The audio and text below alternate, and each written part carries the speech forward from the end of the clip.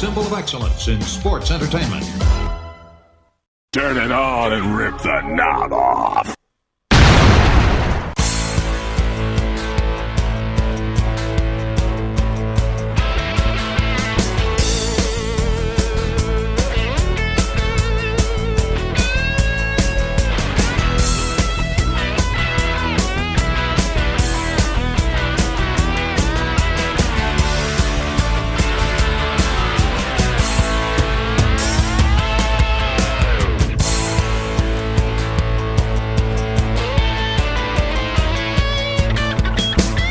Hey guys, and welcome back to the Wrestling Memory Grenade, episode number 111. That's 111.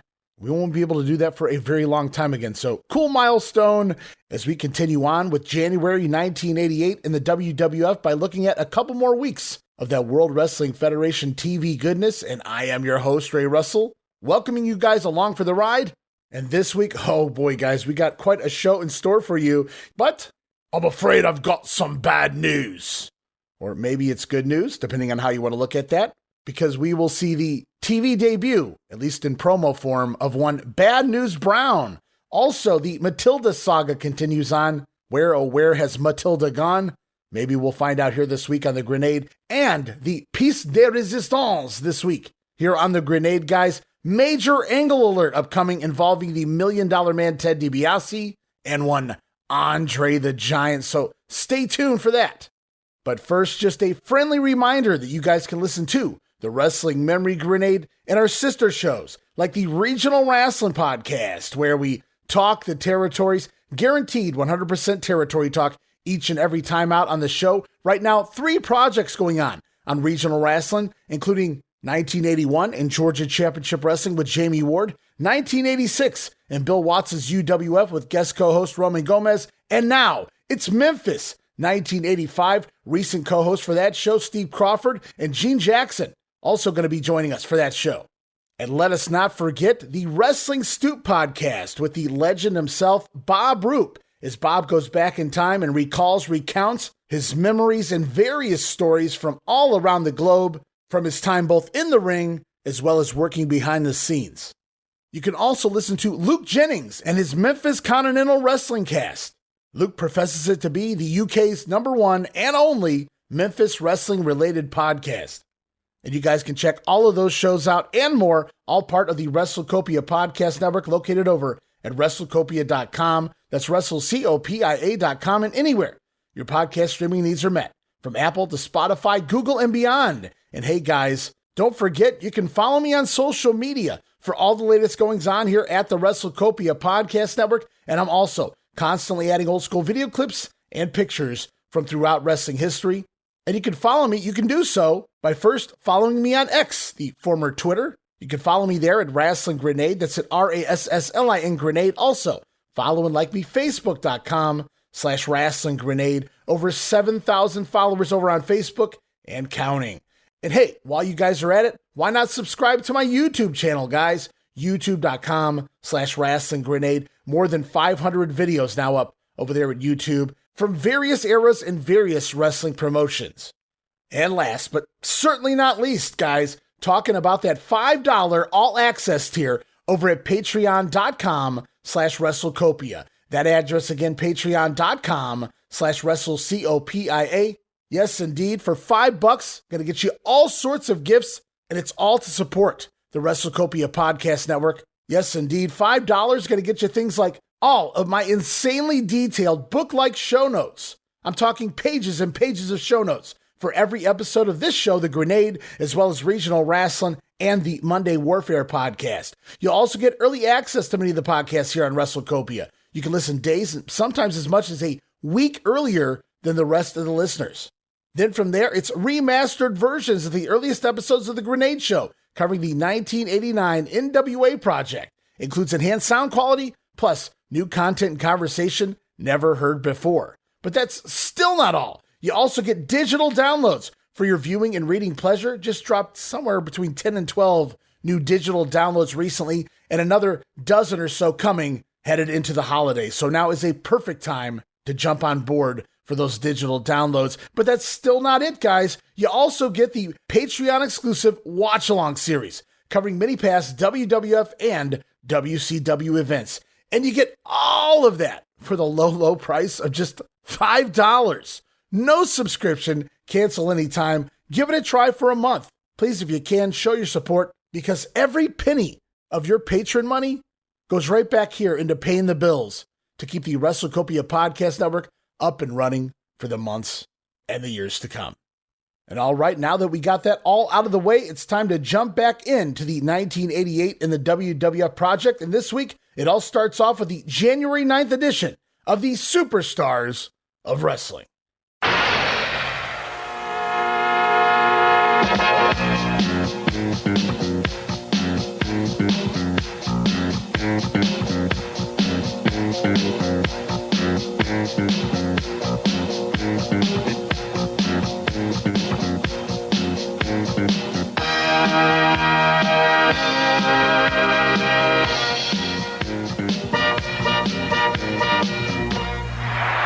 And away we go, January 9th, Superstars, taped back December 9th, 1987, at the Tampa Sundome.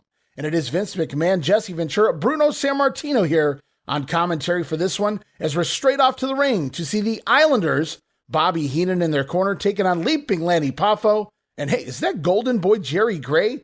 All right, Lanny Poffo and Jerry Gray, the opponents here for Haku and Tama. As the heels make their way out, though, Bobby toting, what is that? An invisible dog leash. How about that one? Great prop gag there by the Brain.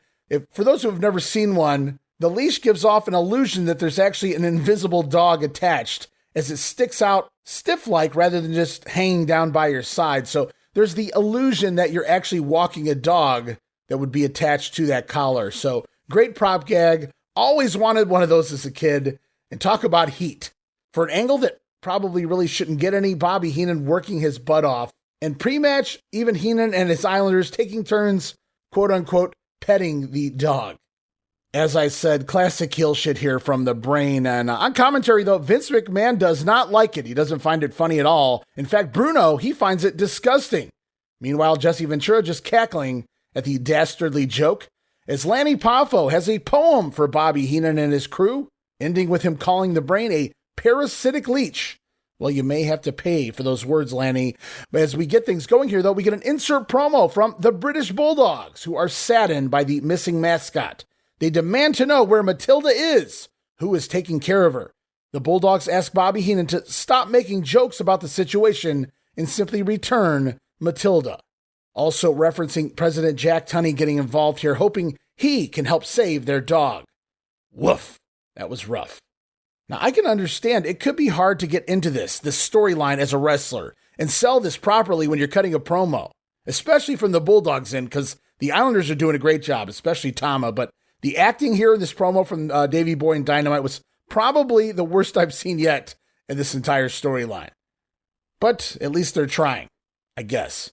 As the action gets going, Lanny Poffo blasting Tama early on with a dropkick to start off with, but the Islanders quickly take control after Jerry Gray tags in. From there, it's total domination by the heel team before Haku plants Gray with a thrust kick, and nobody gets up from that one. The Islanders going to pick up the win, 3 minutes and 20 seconds. But as the tag team begins to celebrate, wait, what's that? Up on the interview stage, Craig DeGeorge is standing by with the WWF president, Jack Tunney himself. And wow, I never thought I'd hear Tunney get cheers from the crowd. But that won't last. As DeGeorge questions Tunney on the latest in regards to the whereabouts of Matilda, Jack says at the moment he does not have any update on the missing Bulldog. The president then requesting Bobby Heenan and his Islanders join him up on the platform.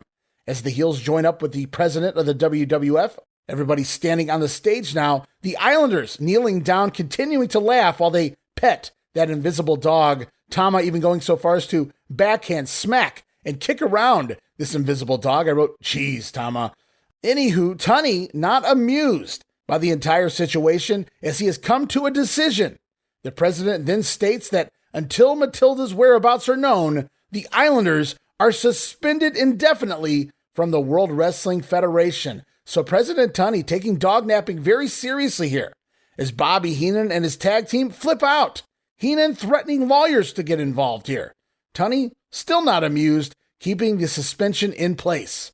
And not until Matilda is returned will the Islanders be reinstated to wrestle here in the World Wrestling Federation. And wow, Tunney just threw this mandate about dog-napping down faster than any angle involving attempted murder or maiming in recent months. I mean, think about what Savage did to Steamboat just about a year ago. Well, a little over a year ago now. There was no repercussions for that. But Jack Tunney, clearly a dog lover extraordinaire. Who knew? As we continue on here, it's Jake the Snake Roberts taking on Wellington Wilkins, the future Beef Wellington. Worked up there for the Calgary Stampede promotion at one point. But and you have to wonder if Brutus the Barber cut Wellington's hair because he's got that late 80s, early 90s zigzag thing going on. But just really quick work this week from the Snake Man, controlling, dominating throughout, short arm clothesline, and the DDT going to get the win in just 1 minute and 50 seconds. And of course, a little Damien for dessert here for Mr. Wilkins. As we continue on, it's Mean Gene Okerlund standing by. He's got a promo here lined up with the Outlaw, Ron Bass. Not to be facetious, but in 1988, I'm going to be keeping an eye on the ladies competition here in the World Wrestling Federation. Of course, you have the lovely Elizabeth, a premier manager for the Macho Man, Randy Savage. The current ladies tag team champions are Jimmy Hart's Glamour Girls. Even the World Wrestling Federation ladies champion is sensational. But there's one more you ain't mentioning, boy, and the one that's got the most class, the one that's got the form, and the one that backs up the big outlaw. And we're talking about Miss Betsy. You know, Mean Gene, I've come out here before and I've talked to you a little bit. I've made a few challenges. And I thought, well, maybe Miss Betsy out here might, kind of lure somebody in and says, okay, we're big, we're bad. I think we can take on the combination of the big outlaw and Miss Betsy. But you know something? It hasn't happened. It seems like everybody that calls himself a champion, or everybody that calls himself a top wrestler, has kind of got a little jackrabbit on them. You understand what jackrabbit? Now I'm going to interject. What do you want, man? Outlaw, come on, real Bass. quick now, spit it out. I don't think there is any place in professional sport, in professional wrestling, for Miss Betsy or that whip. I don't see it as being in the ring. Who made you a judge? Who made you an authority? And who really cares what you think? My you opinion. think that me and Miss Betsy care what you think? No, sir. I tell you what. Why don't you go home to that woman that you call yours? The one that is your combination. The one that's got that stuff kind of drooling out of her mouth, They got about 2 teeth sticking out of her whole head. Weighs about 350 pounds. If I got it right, I'd have missed something. Am I doing her justice? Well, you and I just don't That's see just things what I the same thought, way. Mr. Mean Gene. But I want to talk to Mr. Randy Savage, or maybe Mr. Hulk Hogan. You're big, you're bad, and you're mean, and you're sitting on the top of the WWF. Where you're looking at somebody that's getting real nasty and then kind of getting tired of waiting. And you know something? Things come to people that wait. And if I wait long enough and I keep getting the wins like I've been doing, there's going to be no choice. But you're going to have to get in that ring and prove yourself. The big outlaw's waiting. Come on, boys. Let's see what you got. Wait a minute. Why you Ron on that? Bass, Outlaw Ron Bass.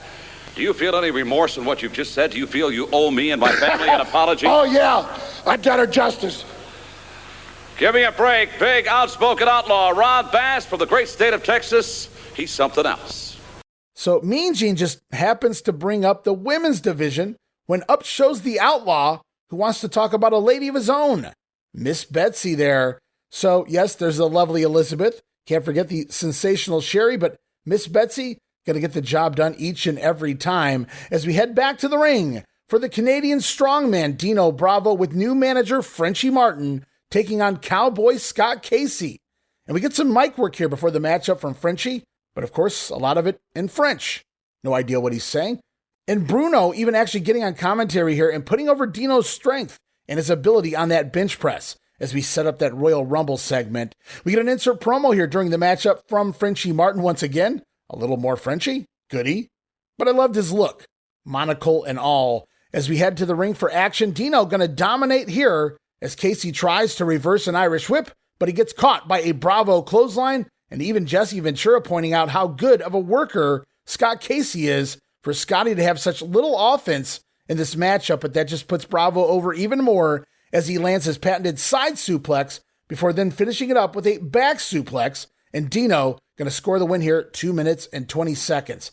Remember, guys, Bravo off to the Royal Rumble to attempt to set the world bench press record of more than 705 pounds. You'll only have to wait one more week here on the Grenade to see how that goes. But for right now, talking about the Royal Rumble, or is it the Rumble Royal, Gene? Yes, indeed, Gene Okerlund standing by to talk with one ravishing Rick Rude. All right, there's going to be a World Wrestling Federation Spectacular that's going to be taking place latter part of the month on Sunday, January the 24th at 7 p.m. Eastern Time, originating from Copps Coliseum in Hamilton, Ontario, Canada. First time ever, a Rumble Royal. Let me explain this one to you. There are going to be 20 men participating in this first ever Rumble Royal. Some of the great names: Jake Roberts, the One-Man Gang, Bam Bigelow, King Harley Race, the Bravos, the Hearts, the Bolsheviks, Hillbilly Jim. I can go on and on. Actually, very important, the luck of the draw. Just prior to the competition, there are going to be 20 numbers placed in a hat, and all of the participants will each draw a number out of that hat. The Rumble Royal starts with numbers 1 and 2, and then every 2 minutes thereafter, another man, 3, 4, 5, and 6, is added to the competition. I think very important, number 1, we know the match is going to be at least 40 minutes long for openers, and I would suspect, considering the names of these great participants, these great superstars, it's going to go a lot longer than that. Very important, the luck of the draw. For those guys that are up there in the drawing around 18, 19, and 20, if they've got an upper hand, they're going to come into that thing fresh. First ever Rumble Royal at Copps Coliseum in Hamilton, Ontario, Canada on Sunday night, January the 24th. Ravishing Rick Rude, you're going to be there to see the Rumble Royal, not to participate, because prior to that, you've got a very exciting match with a very exciting man, Ricky the Dragon Steamboat. Oh, very true, little man. And I want to take this time not to talk about myself or the beautiful body that I have or all the records I have set. Let's talk a little bit about Ricky Steamboat. We all know he's a top-notch wrestler, former Intercontinental Champion. And also an expert of the martial arts. He's demonstrated that clearly in the past. The man has done it all except meet ravishing Rick Rude. Ricky Steamboat, this is your chance to step in the ring against the greatest athlete of all time. Well, yes, Ricky Steamboat, if you want to prove you're a man, you've got to prove it to me, because I'm the one who makes the decisions around here. Steamboat, you're going down. all right, I thank you very much, Ravishing Rick Rude. Just in case, I always carry a towel. Don't forget the Rumble Royal on the 24th of January. So Rude lined up to take on Ricky the Dragon Steamboat, which could be a fun match here in the WWF. Lord knows they have some barn burners upcoming in WCW in just a few years' time. But it is going to be Rick Rude and the Dragon, and spoiler alert, guys, that's going to kick off the Royal Rumble event next week here on the Grenade, as Mean Gene continues to sell that Rumble Royal. And we head back to the ring singles action here with Sam Houston taking on Terry Gibbs. We get an insert promo from Dangerous Danny Davis, who plans to get rid of Houston once and for all here in the WWF. As the action gets going, we see Sam cartwheeling around a Gibson backdrop attempt, and Sam going to back it up with a drop kick on the other side. Gibbs, though, will take over, landing a nice-looking Hangman's Neckbreaker, soon to be a Rude Awakening, and a knee drop by Gibbs, going to get himself a 2 count here on Houston. Sam going to try a comeback here, trying a charge into the corner, but Gibbs out of the way. Still, though, it's Sam making the comeback, firing up with some big punches, but it doesn't last long. Gibbs right back on top with a high knee. Wow, lots of offense here from Terry Gibbs. But Terry, he makes the mistake of trying to climb to the top rope, and he's met by Houston, slammed off the top rope, and then caught with a nasty-looking running bulldog. And Houston going to get the win, 2 minutes and 53 seconds. And Sam Houston, he was solid in the ring. If you go back and watch his stuff in Jim Crockett Promotions or the UWF near the end of that run. But this gimmick here, this silly costume that he wears, the two-stepping dancing, it hindered him from the jump here in the WWF. No chance, Sam Houston. As we continue on with Superstars, it's Saturday night's main event highlights. We see Hogan going over on King Kong Bundy. Of course, got to play that everywhere because Bundy gone from the company by this point. Meanwhile, we also get a clip of Andre the Giant choking the life out of the champion after the matchup. And that's going to set up, oh man, here we go, a very special interview up on the platform. It's Craig DeGeorge standing by with the $1 Million Man Ted DiBiase and bodyguard Virgil. DeGeorge, he thought after Hogan turned down DiBiase's offer that maybe Teddy had learned his lesson. You can't buy the WWF title, but it seems like the $1 Million Man, not done yet. as Ted calls the Hulkster a fool for turning down his offer, but Dibiase, he's not accustomed to not getting what he wants. In fact, he does get what he wants. He buys what he wants, and he will buy the WWF title. Dibiase then introducing Bobby the Brain Heenan and Andre the Giant up onto the stage. Wow, what is going on here? The $1 Million Man then exclaiming that Andre will be the man to bring him the Hulkster's WWF Championship. As Bobby Heenan says, well, Hogan was a fool, the Brain is no fool, as he has accepted Dibiase's offer, and Heenan is now financially set. Bobby promising that Andre the Giant will do what he already planned to do anyway, and beat Hulk Hogan for the WWF title. But what does Dibiase have to do with all this, you might ask, guys? Well, Dibiase makes it clear, asking Andre the Giant if after he wins that WWF title, will he hand the belt over to the $1 Million Man? And Andre then confirms he will indeed deliver the belt to Ted DiBiase, and he will enjoy beating the Hulkster. Never in my life did I ever think I would have the wealth and be able to buy the things I can and the way I can live now financially for the rest of my life. You see, Hogan, you're a fool. I'm not a fool. I don't let opportunity pass me by. Mr. DiBiase, thank you again, because all you're buying is what we plan to do anyway. Guaranteed the World's Heavyweight Championship, because we're going to beat Hogan like we've done before. Thank you. Andre, will you deliver to me, the $1 Million Man, the World Wrestling Federation heavyweight title? Mr. Dibiase, I will tell you one thing. I will deliver that belt, the World Wrestling Federation, and I will enjoy it, Hogan. Oh, yeah. All right, how about that, Jesse? I can't believe it. I mean, do I get this right?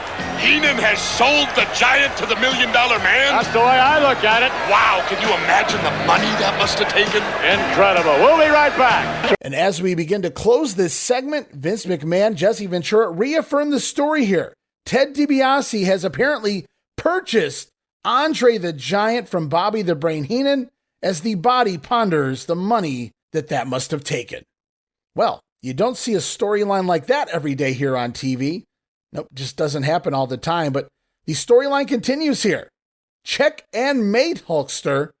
The $1 Million Man has acquired the services of the eighth wonder of the world, Andre, promising to beat the champion for the title and then hand it over to the $1 Million Man.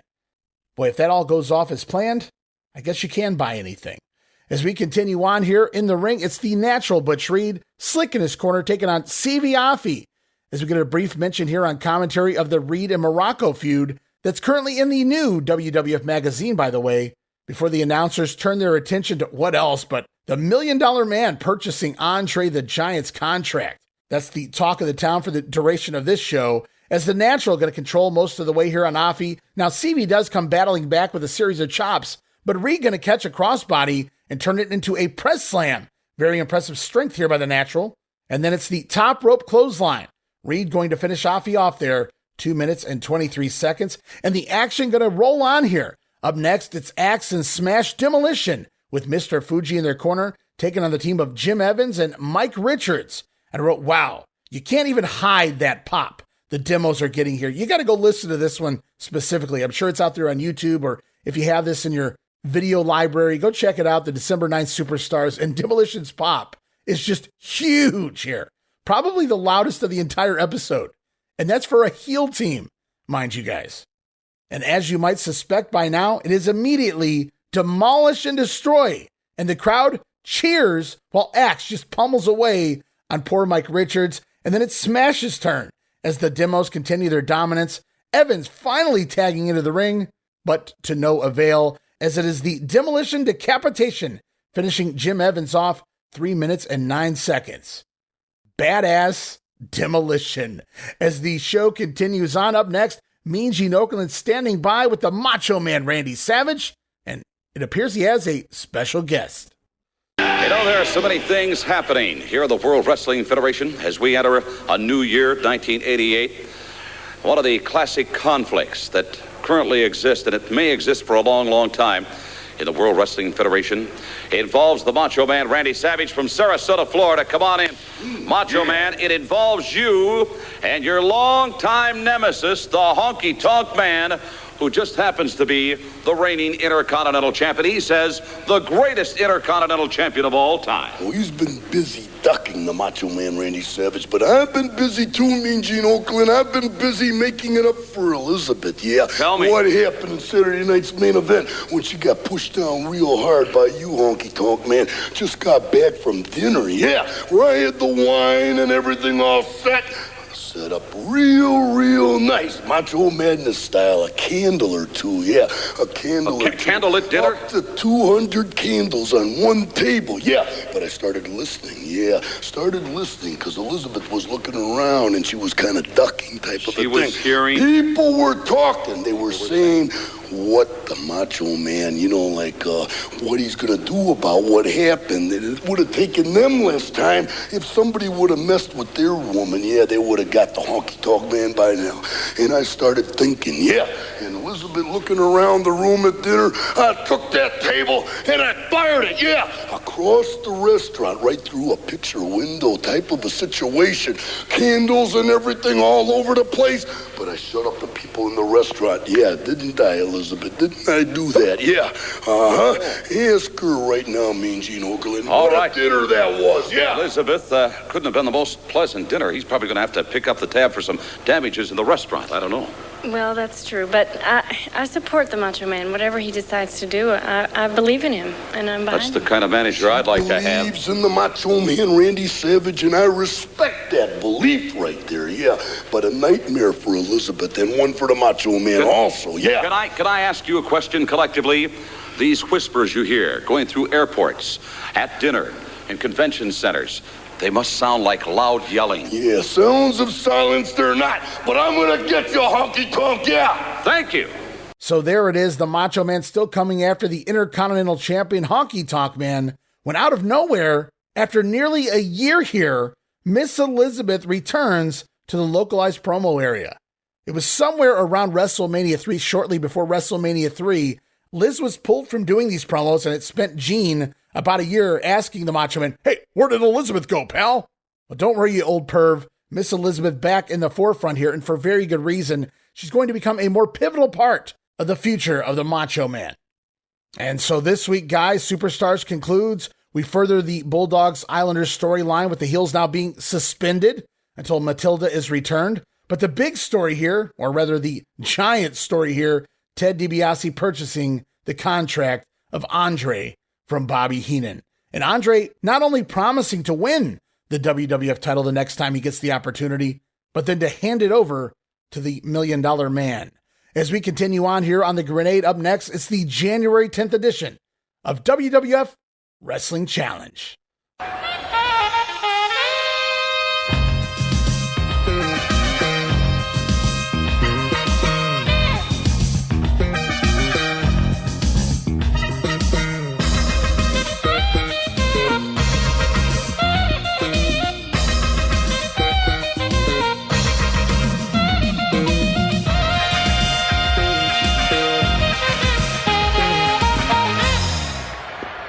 All right, and here we go. Wrestling Challenge, January the 10th. Tape back December 10th, Fort Myers, Florida, at the Lee Civic Center. It's Bobby Heenan, Gorilla Monsoon on commentary here as we head off to the ring for the British Bulldogs, taking on Steve Lombardi and Terry Gibbs. Matilda's platform set up ringside. Well, that's a little ignorant by those WWF staffers. Just a constant reminder, well, I guess to us, the fans, that Matilda is missing.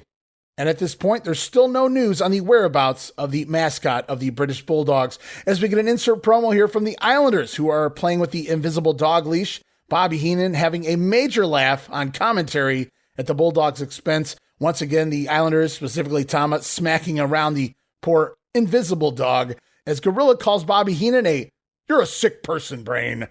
Back to the action, though. The Dynamite Kid with a snap suplex on Lombardi, and then a delayed and double underhook suplex by Davey Boy as well. And then from there, Davey just going to dead weight press slam Terry Gibbs and then land the running power slam on Steve Lombardi before it breaks down into a four-way melee, leading to Davey Boy pressing Dynamite Kid high in the air for the diving headbutt on the future Brooklyn Brawler. The Bulldog's going to score the win, 3 minutes and 13 seconds, as the cameraman once again zooms in on Matilda's empty perch, which only prompts Bobby Heenan on commentary to laugh hysterically as Gorilla Monsoon threatens to punch the brain out.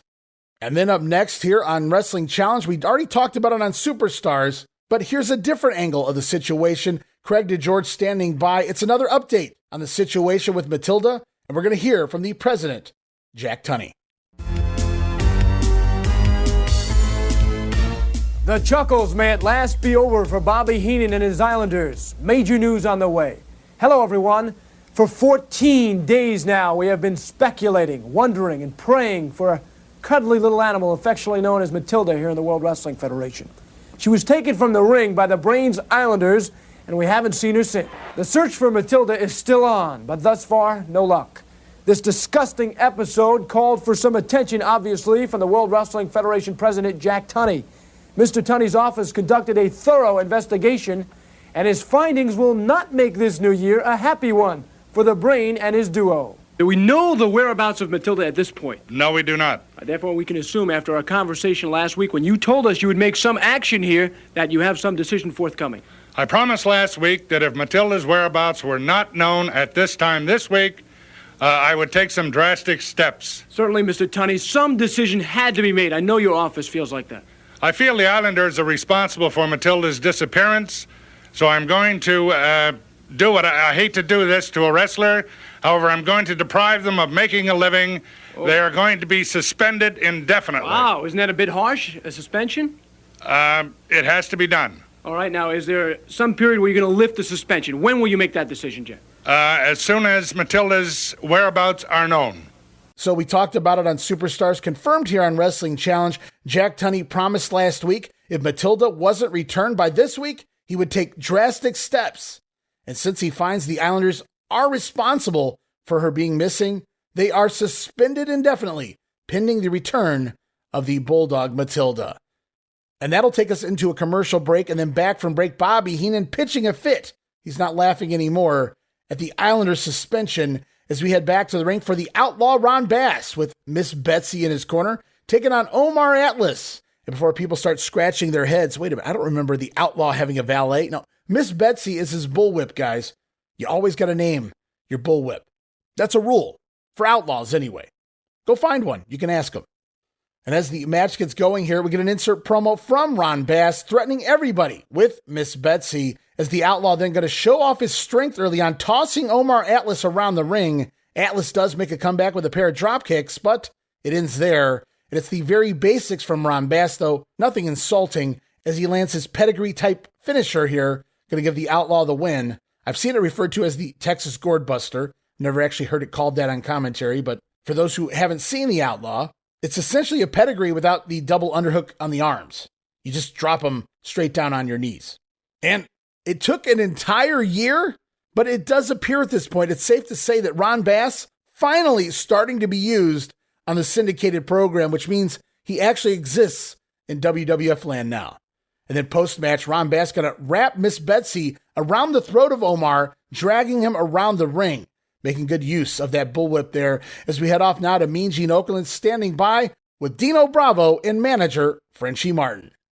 There are going to be some big changes in 1988, I can guarantee you that, with some of the recent announcements that, of course, were declared at the end of 1987. There is a new manager for the former Canadian heavyweight champ Dino Bravo from Montreal, Quebec, Canada. His manager is none other than Frenchie Martin. Monsieur Martin, looks like you should be painting pictures instead of managing Dino Bravo. Well, you know, before I started painting, I was one of the greatest wrestlers in Canada myself. But I saw Dino Bravo's career, and Dino's got problem with papers. He's got no time to look at papers and sign papers. All he's got to do is train, obviously. He's one of the best athlete I've seen in my life. He's definitely the strongest. What are you, a barrister, a public accountant? What are you? Is your imagination leaving you, monsieur? Well, I was looking at the clothes here. They're not befitting of somebody in the legal or accounting business. Yes, I couldn't say the same thing about you. Must be your lucky suit. You always wear the same one. Oh, please. Dino Bravo, where did you get this guy? Believe me, when I got him, he knows exactly what he's talking about. And like he's just mentioned, I only have one thing to worry about. Get to the gym and get to the arena and do what I do best, and that's wrestling. Because 1988 is going to be my year. You know, a lot of people take resolutions for the new year, but don't do nothing about it. Well, I do something about it. I work at it, and not a human force going to stop me this year. I'm looking forward to the Ricky Steamboat, the Macho Man Savage, the Snake Roberts, the man with the DDT. I might have a special surprise for him. And why not Hulk Hogan, the man with the gold, because I'm aiming for that championship belt this year, Mean Gene. You actually think you can get a match with the world champion, Frenchie Martin, Monsieur Martin, for Dino Bravo? Definitely. Did you notice that when Dino was mentioning name, he didn't pick names that people didn't know. He picked the best. And that's a warning to all the rest, because he's already beat all of you. So the best, be aware, because this Dino Bravo's coming to you, baby. And Hulk Hogan, you know you're the end of the road, and we're going to go right to you. All right, Frenchie Martin, with the accent and all, I get the impression you're from somewhere else than here. Where are you from? Je suis définitivement pas d'ici, mais si je serais d'ici, tu seras pas anyway. So anyway, what did he say? Anybody be ready? Dino Bravo, all the way it's to our the top. year, Mean Hulk Gene. Hogan, beware, because we're coming. Thank you, Dino You Bravo. might not believe it, and but new you will manager. realize it. We're out of time, pal. Gene having a little fun there with Frenchie's new artist-type gear. I gotta say, I always enjoyed it. I don't know what I like better, Frenchie's gear or the USA is not okay sign that will be upcoming. And now it's back to the ring, guys, for Bam Bigelow. Sir Oliver Humperdinck by his side taking on Dusty Wolf, and the Bam are going to start off with a pair of snap arm drags. I wrote, awesome. Dusty Wolf going to duck a clothesline, but eats a spinning elbow from the 300-plus pound man. Just wow, the agility from Bigelow, busting out a snap suplex and a press slam to show off that he's not just agile, he's strong too. Bigelow, though, going to miss a corner charge. Wolf going to go to work on Bigelow's right arm? It's supposed to be the left here in the States, Dust. But the Bammer finally battling back. Big clothesline as he gets big pops from the fan. Bigelow going to finish Dusty Wolf off with that slingshot splash from the apron back inside the ring. Bam scoring another win. 2 minutes and 31 seconds. I wrote, is there anything this guy can't do? As we head off now, another promo lined up talking more about that Rumble Royal. Right, Gene? Yes, indeed. Mean Gene standing by this time with Jumping Jim Brunzell and B. Brian Blair, hanging and banging, hung and bung. It's the Killer Bees. All right, there is an extraordinary event that's going to be taking place. It is going to be originating from Hamilton, Ontario, Canada, at the Cops Coliseum, a fantastic facility, on Sunday night, January the 24th, with a 7 p.m. Eastern start time. You're going to be seeing a Rumble Royal. It is a first ever event, and let me explain it to you in very simple terms. 20 men participating just prior to the competition, back in the locker room. All 20 numbers are going to be thrown into a hat, and then each one of the participants will draw out a number. The competition starts with numbers 1 and 2, and every 2 minutes thereafter, 3, 4, 5. Those numbers will be added. One man added to the competition every 2 minutes. I find it just unbelievable. I can hardly wait until January 24th, and I think perhaps these two men, come on in, B. Brian Blair and Jumpin' Jim Brunzell, the Killer Bees are going to be part of this extraordinary Rumble Royal. And Jim, you've been around professional wrestling now, and Brian for a few years. Have you ever heard of anything quite so exciting? Never, Gene, never. When you look at this, the Rumble Royal, you're looking at all the top talent in wrestling today, and Brian and I, it's going to be a little something different for us, but we're looking forward to the challenge. You know, really, there's a lot to it in the luck of the draw. You know, you may draw number 3, and Jim here could draw number 17. And, of course, later on in the competition, it's to his advantage to be there at 17, 18, 19, or 20 because you get in that ring fresh where the rest of the troops may have their tongues dragging. Well, it sounds interesting, Mean Gene, but you know, like my good friend Pedro Morales says, we're ready for any kind of action, baby. And I don't really know what a Rumble Royal is, but I'm studying the rules now. Jim's studying the rules. All we know is we're wrestlers. We're going out there to win the match. Well, I'll tell you what, in a Rumble Royal, I think it's exciting just in the formula for this kind of event, but then when you put in men like the One-Man Gang, the King, the Natural Butch Reed, Duggan, Muraco, the Warrior. The list goes on and on. Jake the Snake, Bam Bam. They're all there, Gene, and there's a lot of bad blood, and it should be real interesting. It's a first for Brian and myself, and we'll just see how the Bees do this time around. All right, get ready. Killer Bees are going to be part of this tremendous Rumble Royal, an event that's going to be originating from the Cops Coliseum in Hamilton, Ontario, Canada, January 24th. Boy, I hope they get an extra scoop there at Hazel's Honey Hut. They're going to need it heading into this Rumble Royal. Up next, it's 6-man tag team action with the Hart Foundation teaming with Dangerous Danny Davis, of course, all managed by the Mouth of the South, Jimmy Hart. They're going to take on the trio of Brady Boone, Wellington Wilkins, and Jack Towers, I do believe. And I'm not sure why Danny Davis is all of a sudden out here with the Hart Foundation again. We haven't seen that in at least, it feels like 6 months. But I'll take it. Gets everybody on TV as we get a fun sequence early on between Brady Boone and Danny Davis. Crisscross spot there. Then from there, though, the Hart Foundation just going to take over and maul the other two opponents. And it's the Heart Attack on Wilkins. Ironic. Stampede worker himself. And the Hitman going to score the win here in 2 minutes and 1 second. And just like on Superstars, we get a replay from Saturday night's main event, Hogan over Bundy. And then, of course, Andre attacking the champion, choking him out on NBC. And then from there, we get the replay from Superstars as well. They're not going to do their own thing here on Wrestling Challenge. Why give up a good thing when you can air the original from Superstars? Once again, Dibiase purchasing the contract of Andre the Giant. You best believe Gorilla Monsoon has a lot of questions for the brain on commentary for the duration of this show as we head back to the ring. Well, perfect timing. Gorilla can question Bobby while we see Sam Houston in action taking on Jerry Gray here. Lots of two-stepping pre-match here from Houston. Well, this one, like I said, simply used for Gorilla to lambaste Bobby Heenan over the Andre the Giant situation. What a hypocrite Bobby Heenan was, always stating that Andre was going to bring him the world title, but now he sold him to Ted DiBiase. Now, as for the matchup, not much here by old Sambo, unfortunately. Mostly some arm work and some good-looking punches before landing that running bulldog. Going to give Houston the win, 2 minutes and 11 seconds. And it's hard to get a guy over when they focus on his feet instead of his face here on the camera after scoring the win.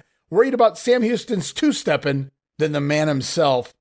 As it's rapid-fire action here on Wrestling Challenge. Up next, Greg the Hammer Valentine with Jimmy Hart taking on Pete Sanchez. And early on, it's nasty chops and elbows from the Hammer before delivering his patented lazy man suplex. He'll pick you up in a vertical suplex and just let you fall. He's not going to fall with you. I used to call that lazy as a kid. Now I just call it smart. But as you'll see, Valentine, not a big fan of taking bumps. From there, the Hammer delivering a back suplex and then dropping the Hammer. Big elbow drop, softening Sanchez up for that figure 4 leg lock. And Greg Valentine going to score the submission win in just 2 minutes flat. And I'll say this much. I haven't really focused on this post-Dream Team Greg Valentine very much, if ever. But they were doing everything they could to get him and that figure 4 over. And the Hammer, he bulked up, becoming even more solid. And he was far more aggressive in the ring after that Dream Team debacle of 1987. Now, how long this resurgence lasts, we'll just have to wait and see. But Valentine making a go of it here as we head into the new year. Then from there, another matchup here on Wrestling Challenge, closing out the show. It's the Birdman, Coco Beware, taking on Rick Rinslow. And as the bell sounds, Rinslow going to jump the Birdman from behind, hammering away on Coco, actually driving him down to the mat, working Coco over pretty good here. Finally, though, the Birdman going to make the comeback, countering a backdrop attempt with a nice-looking knee lift. And then from there, it's the top rope missile dropkick, hitting Rinslow so hard, it legitimately sends him all the way out of the ring onto the apron. Damn near falls all the way out of the ring. I had to write LOL there. And then once back inside, Coco finishing things off with the Ghostbuster. And the match only goes 1 minute and 11 seconds. And most of that was Rinslow on top. But Coco, he made a statement with that comeback. As we close out Wrestling Challenge, one more promo lined up here for you guys this week. It's Mean Gene Okerlund standing by with the Dragon. Here's Ricky Steamboat. I want to talk about a clean slate. A new year, I think we could start with a clean slate in 1988. I want to bring in this great one from Hawaii, Ricky the Dragon Steamboat, now residing in Charlotte, North Carolina. If I go back and take a look at 1987, a lot of great things happened here. Some bad things happened. In WrestleMania 3, you captured the Intercontinental title. Later in the year, of course, you lost it to the Honky Tonk Man. I didn't have it too long, Gene. You did have an addition to the family. Yes. A son for you and your bride. Yes, and for the last 6 months, me and Gene and the wrestling fans have been wondering because of the fan mail that's been coming in and the telephone calls that I've been receiving at my gym in Charlotte that the people have been wondering what's going on with the Dragon right now. All right, let's bring us up to date. What's going to happen to Ricky the Dragon Steamboat in 1988? Well, I'll tell you something, Mean Gene. My wrestling career has taken off to a whole new meaning because of the new addition to my family. There's another mouth to feed at the dinner table now. It's time for the Dragon to go back to work, start breathing some fire. We've got a bunch of new people that have come in the latter part of this year. Ravishing Rick Rude. Some of these characters, where they come from, I don't know. They seem to be getting bigger and better and badder. Let me ask you a question.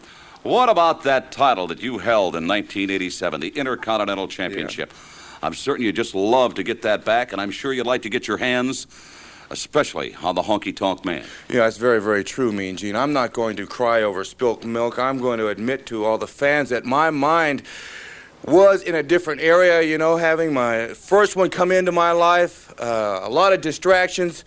I guess I held down the fort for 20 minutes during WrestleMania number 3 when I beat Randy Savage for the Intercontinental Heavyweight Championship. But now with Honky Tonk having that championship, my mind clear, my little one doing just fine, the family's doing just fine, the Dragon's breathing fire, feeling fine, wanting to get back in the ring and square my differences with that Honky Tonk Man. I touched on it. I said it's a clean slate. It's a new year. And this man, you can obviously tell by the gleam in his eye, is ready to feel the best here in the World Wrestling Federation.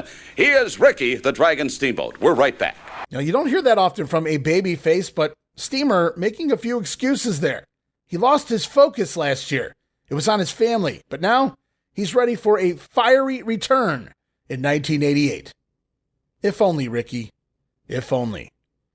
But for now, it's Honky Tonk Man look out as he talks about WrestleMania number 3, winning that IC title, losing it to Honky Tonk. I still can't get over that. WrestleMania number 3. Boy, I can't wait to see the Dragon at WrestleMania number 4. As we close out Wrestling Challenge, it's off next to the January 12th edition, a special Tuesday night edition of Primetime Wrestling.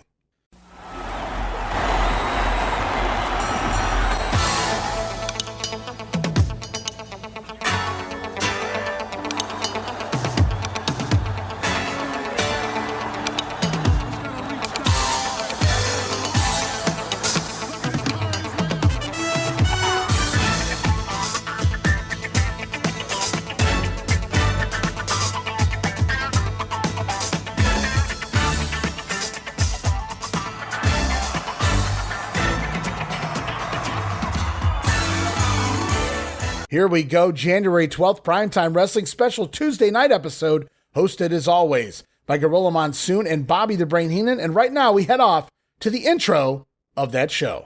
I'm Gorilla Monsoon. And I'm your host, Bobby the Brain Heenan. Hello, everyone, and welcome once again to Primetime Wrestling, where we feature the superstars of the World Wrestling Federation. And this week, no exception whatsoever, we've got a beauty lined up, Brain.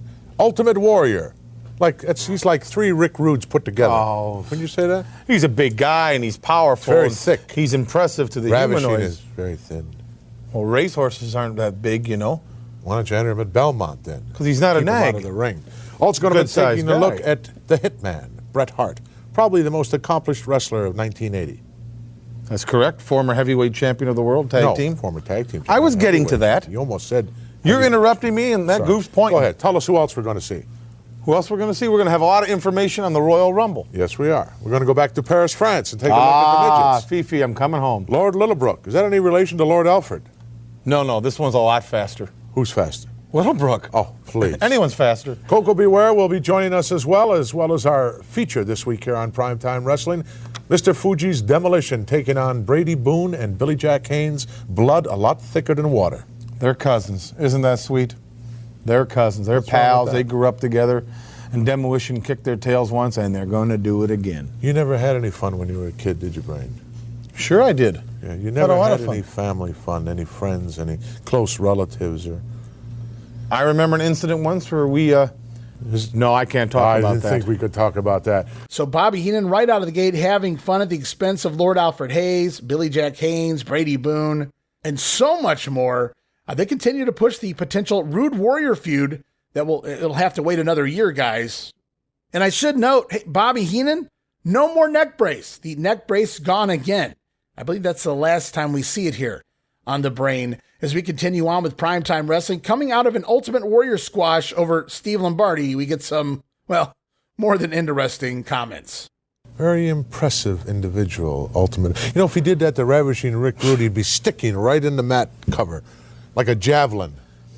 When he hoisted Lombardi up there, all Lombardi had to do was hook his head or his hair. When he let go, what would happen? Your head would whip back this way.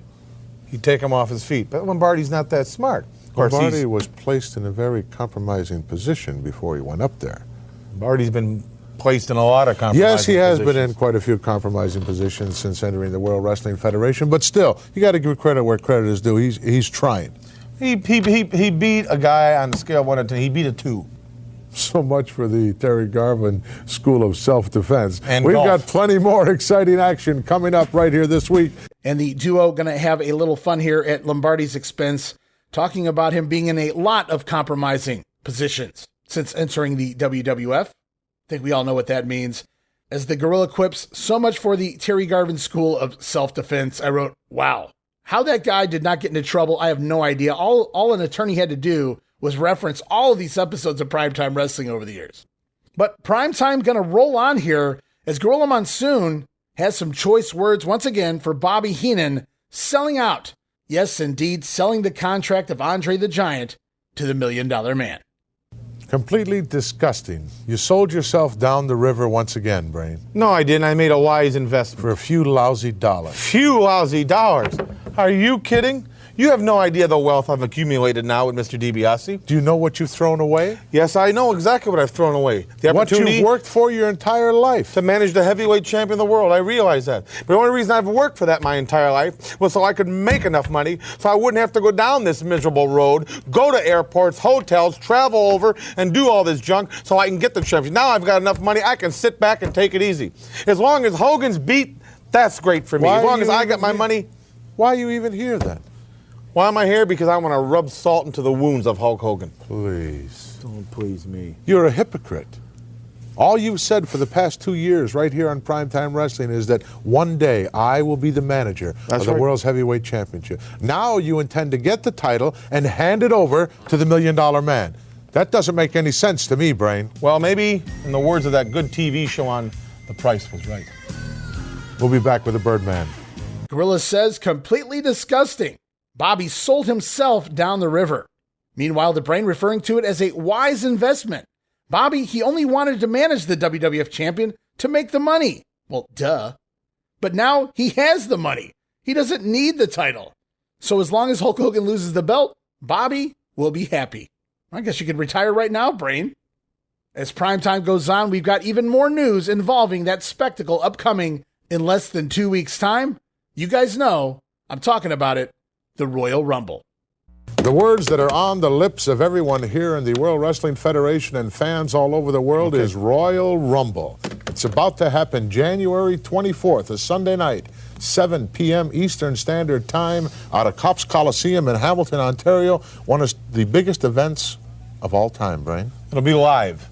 Yeah. And you and I will be doing the commentary and calling the action. I'll be hosting.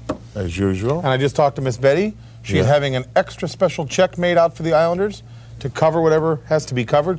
So you don't have to concern yourself by talking to them. It's all handled. Let's concern ourselves with the Royal Rumble right now. This most unusual type match where 20 men involved in this, what seems to be a battle royal, but a little different participation as far as how the combatants enter the ring. Well, that little fur-fade, bald-headed midget, Gene Orko, and he was calling it the Rumble Royal. It's the Royal Rumble. And the reason they call it the Royal Rumble is because the king, Harley Race. No, that is not the reason at all. That is not the reason at all. Are you sure? No, yeah, I'm positive. I don't think so. Well, let's look at some of the contestants involved in that, Brain. You've got some guys in there. You've got the king, of course, another friend of yours, One Man Gang, Dino Bravo, the Natural Butch Reed. You look out. Bolsheviks, the Hearts. The Bees, you're talking about 3 tag teams Dangerous right there. Danny Davis? Ron Bass. Jake the Snake Roberts. The Ultimate Warrior. The Rock.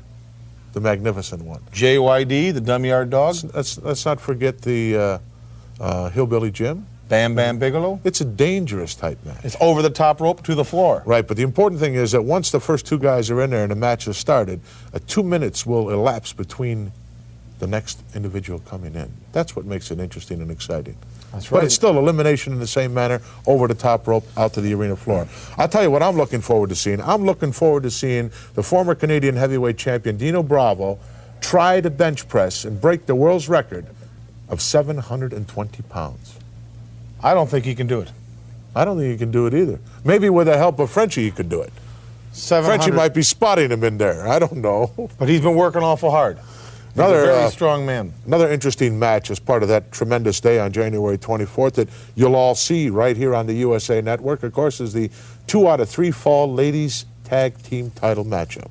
Jumping Bomb Angels, the Glamour Girls, managed by Jimmy Hart. I put my money on the Jumping Bomb Angels. I'm looking forward to seeing new ladies tag team champions of the world. But you know what I want to see more than anything?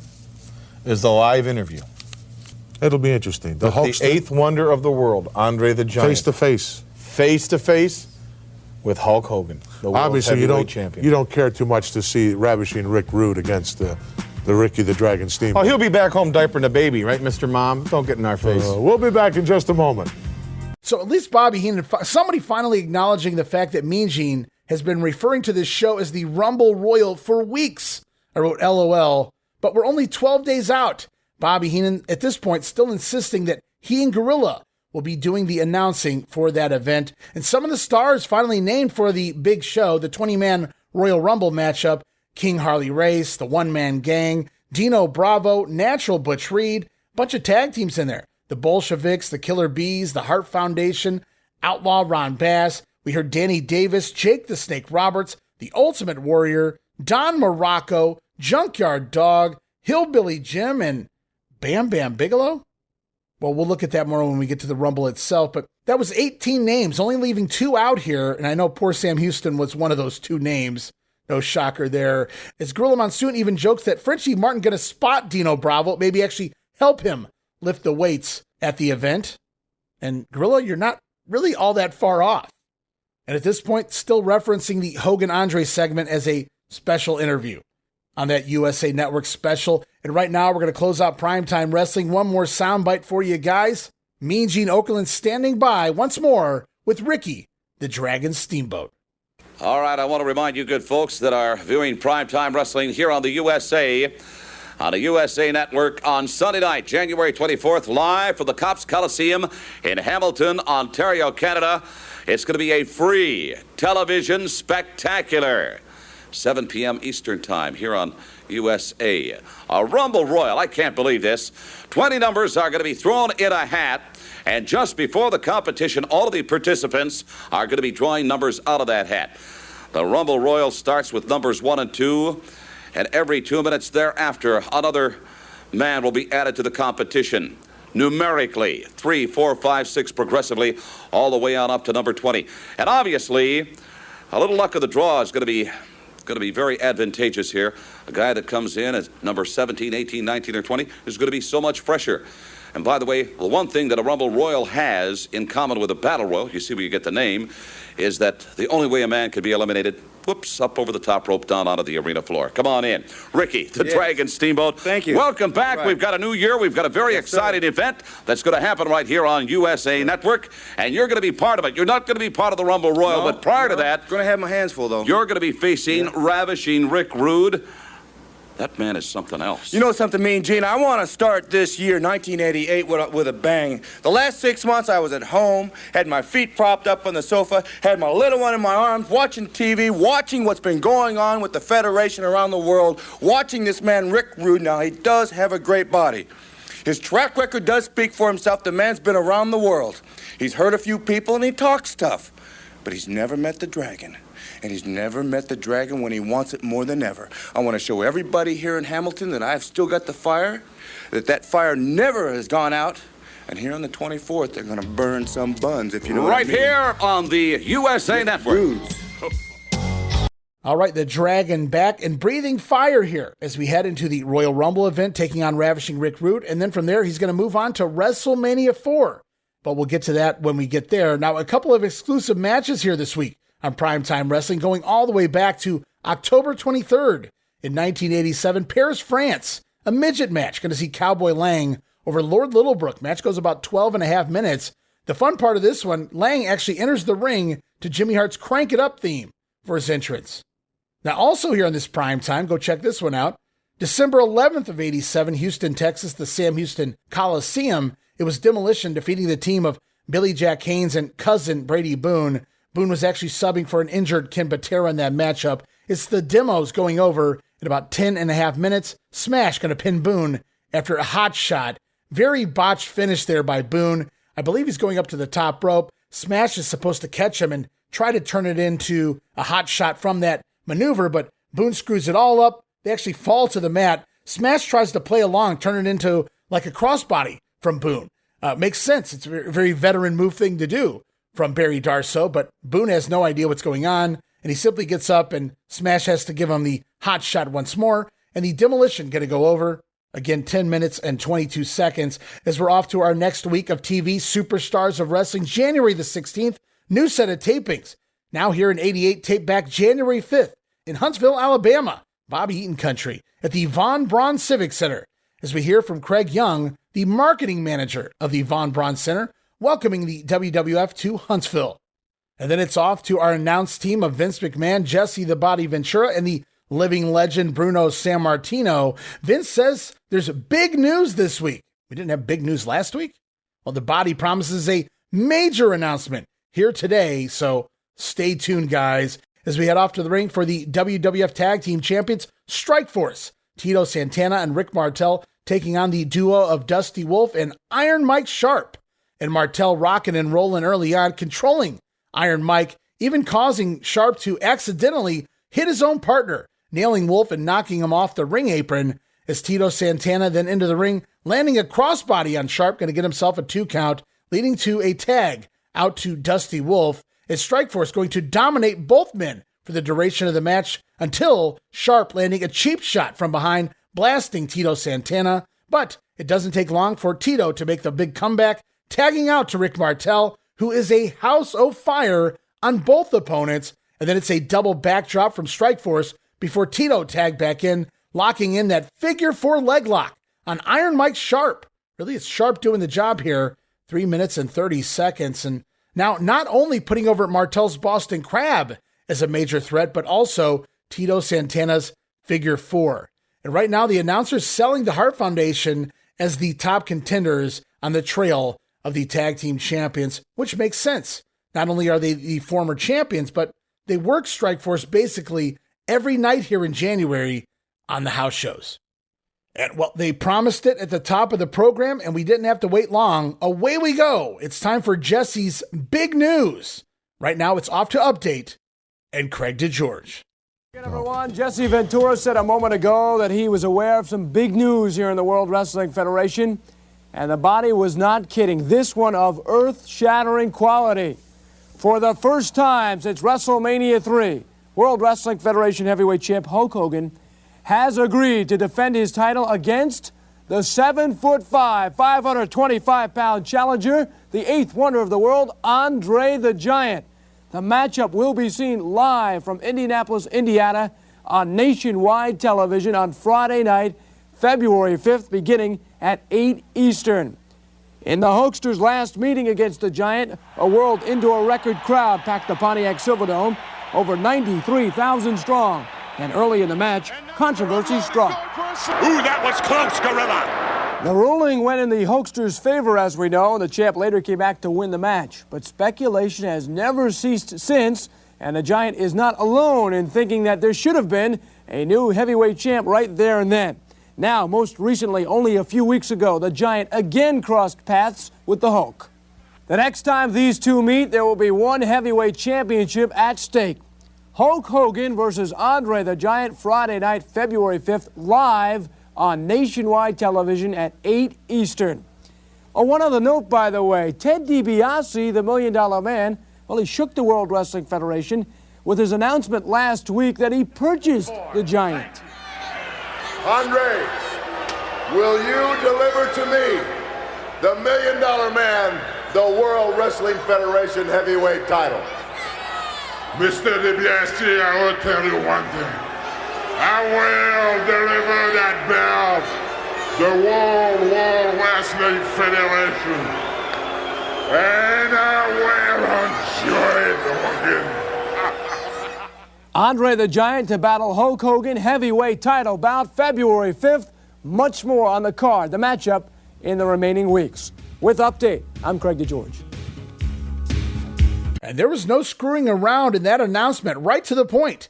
We learned that the WWF champion Hulk Hogan has agreed to put his title on the line against Andre the Giant for the first time since WrestleMania 3, and that match will air Friday night, February the 5th, 8 p.m. Eastern, live and coming to you on NBC. And then there we saw clips of Andre choking out the champion from the last Saturday night's main event, Andre even promising Ted DiBiase that belt. And I wrote, holy ass, what a breaking news story. Has the kid in me marking out all over again more than 35 years later. Out of the blue, we get the announcement, Hulk and Andre 2, and this time live and on free TV. And boom, Jesse Ventura, he promised a huge announcement, and he delivered. As we head back to the ring for Greg the Hammer Valentine with Jimmy Hart in his corner, taking on Van Horn. As we get an insert promo here from several of the fans here in the crowd, they say that Brutus Beefcake, he should be allowed to bring the scissors to the ring and cut the hair. Remember, Jimmy and Greg Valentine toyed with getting the scissors banned from ringside. Makes sense. The fans, not so much with that. And as you might imagine, this matchup, the entire time spent putting over the monster news of Hulk and Andre, February 5, says Vince McMahon here, as Greg Valentine going to chop away, even gives I guess you could call it a running power slam of sorts to Van Horn, driving him into the corner. From there, the Hammer with multiple suplex variations, all of them without bumping himself, naturally. And then he drops the Hammer, the big elbow drop before locking in the figure 4 leg lock. Greg Valentine going to score the win here, 2 minutes and 33 seconds, as we hear some quick beefcake chants from the crowd. And back-to-back matches ending in a figure 4. So great job here by Jesse Ventura, who points out that Valentine got his opponent to submit quicker than Chico. Still odd, 2 matches back-to-back. They could have put him anywhere on the show, and we get 2 matches with the same finisher. Anywho, it's off right now. Mean Gene Okerlund standing by with the King, Harley Race. Of course, royalty has to be involved in the Rumble Royal. All right, there's going to be an exciting event happening next weekend, next Sunday night from Hamilton, Ontario, Canada, and Cops Coliseum. It's going to be the first ever Rumble Royal. I want to talk about that in just a moment or two with the King Harley Race from Kansas City, Missouri. In addition to the Rumble Royal, Dino Bravo, the former Canadian heavyweight champion, a tremendous power lifter, will attempt to set a new record for the bench press. I have heard that he has been benching very close to 700 pounds, and his attempt next Sunday night is going to be well over 700 pounds. Wouldn't that be incredible if Bravo would set a new world bench press record over 700 pounds? Incredible indeed. Come on in, King Harley Race, one of the great veterans in the World Wrestling Federation. You've been around this sport for a few years. You'd have to appreciate a Rumble Royal. 20 men, numbers 1 through 20, drawn from a hat, back in the locker room area right before the competition. I think a lot has to do with the luck of the draw here. Number 1, 2, 3, 4, 5. Those men are going to have a long night ahead of them. I'm going to have a short one, Gene. I got a lock on number 20. What do you mean you've got a lock on number? How would you know? It's the luck of the draw. It may be a luck of the draw for the rest of the 19. But Heenan's assured me that I've got a lock on 20. So when I hit that ring, buddy, I'm coming in absolutely fresh. There's going to be fresh a lot as a daisy. Well, fresh, physically fresh. Take a look at some of the men that are going to be in this Rumble Royal. Your Highness, Jake the Snake Roberts, Bam Bigelow, Muraco, Duggan. Hacksaw Jim Duggan is going to be in there. Hacksaw Jim Duggan may get a big surprise. I may show up with number 20, but I may have Duggan's 2x4. I'm going to win. It don't make no difference. At any cost, I am going to win. And like I told you, Mr. Oakland, and I use that word very, very loosely, I've got a lock on 20, so the rest of them are going to be out there all night. The King's going to ease right in there and walk out with it. You also had a lock at New Orleans. I don't know. Next Sunday night, a Rumble Royal from Canada. Well, you can't have a Royal Rumble, Gene, without the King. And Hacksaw Duggan, Harley Race may just have a big surprise for you. Both men involved in that Royal Rumble matchup as we head back to the ring for Bam Bigelow with Oliver Humperdinck taking on Tiger Chung Lee. And the Bammer going to leap over the top rope as he enters his ring. I wrote, wow, I continue to be amazed by his agility and ability. As Bigelow landing a flying Ultimate Warrior style shoulder tackle, sees the crowd come out of their seats. Literally, go back and watch this. The crowd out of their seats after a Bigelow flying shoulder block here. And then from there, it's a trifecta of falling headbutts and a standing dropkick, all to set up Chung Lee for the slingshot splash, giving Bigelow the win, 1 minute and 23 seconds. As the action going to continue to roll on, it's the Outlaw Ron Bass. He's everywhere now. Bass taking on the future member of Well Done, Timothy Well. Here he is simply Rex King, as we get an insert promo from the fellow Texan, Scott Casey? Yes, the Cowboy Scott Casey gets a promo, referring to the Outlaw as a no-good varmint. Well, I see why he doesn't get many more promos. Way to make use of that mic time there, Scotty. As Bass gonna jump King as the bell sounds, even allowing Rex to lay in some shots, which the Outlaw just no-sells, goes right back on the offense. And then once again, it's that pedigree variation, gonna give Ron Bass the quick win, 1 minute and 47 seconds. And post-match, Bass using Miss Betsy once again to choke and even snapmare King around the ring, while the bull rope wrapped around his throat. And this match right here may have been the fastest and sharpest that Bass has looked since arriving here a year ago. Though I'm not really feeling a feud here with Scott Casey is going to do either man any favors. As we continue on, more promo here this week. Another soundbite lined up, Mean Gene Okerlund with ravishing Rick Rude and the Rumble Royal. You know, over the past couple of weeks, I've been talking about this spectacular event that's going to be taking place next Sunday night at the Cops Coliseum in Hamilton, Ontario, Canada. That's just down Lake Ontario shoreline from Toronto, not that far from Buffalo, New York either. Going to be a Rumble Royal. For the first time ever, 20 men are going to be competing in a Rumble Royal. What happens, all of the men back in the locker room area will be drawing from a hat numbers 1 through 20. Start with number 1 and 2. And then every 2 minutes thereafter, another man will be added to the competition. A lot is going to have to do with the luck of the draw. Those early numbers are going to be tough because they've got a long evening ahead of them. On the other hand, 17, 18, 19, 20, those numbers are going to be very good because those men are coming in fresh at the end of the competition.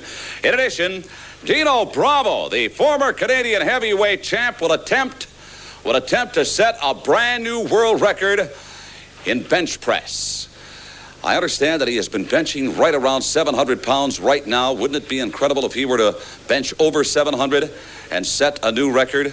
That to be part of that action next Sunday night. The man will set the record, Jellyhead. I have trained with him in the gym. He is incredible. He has been benching around 700. You can verify that? That's right. But speaking of incredible, I have to face Ricky the Dragon Steamboat.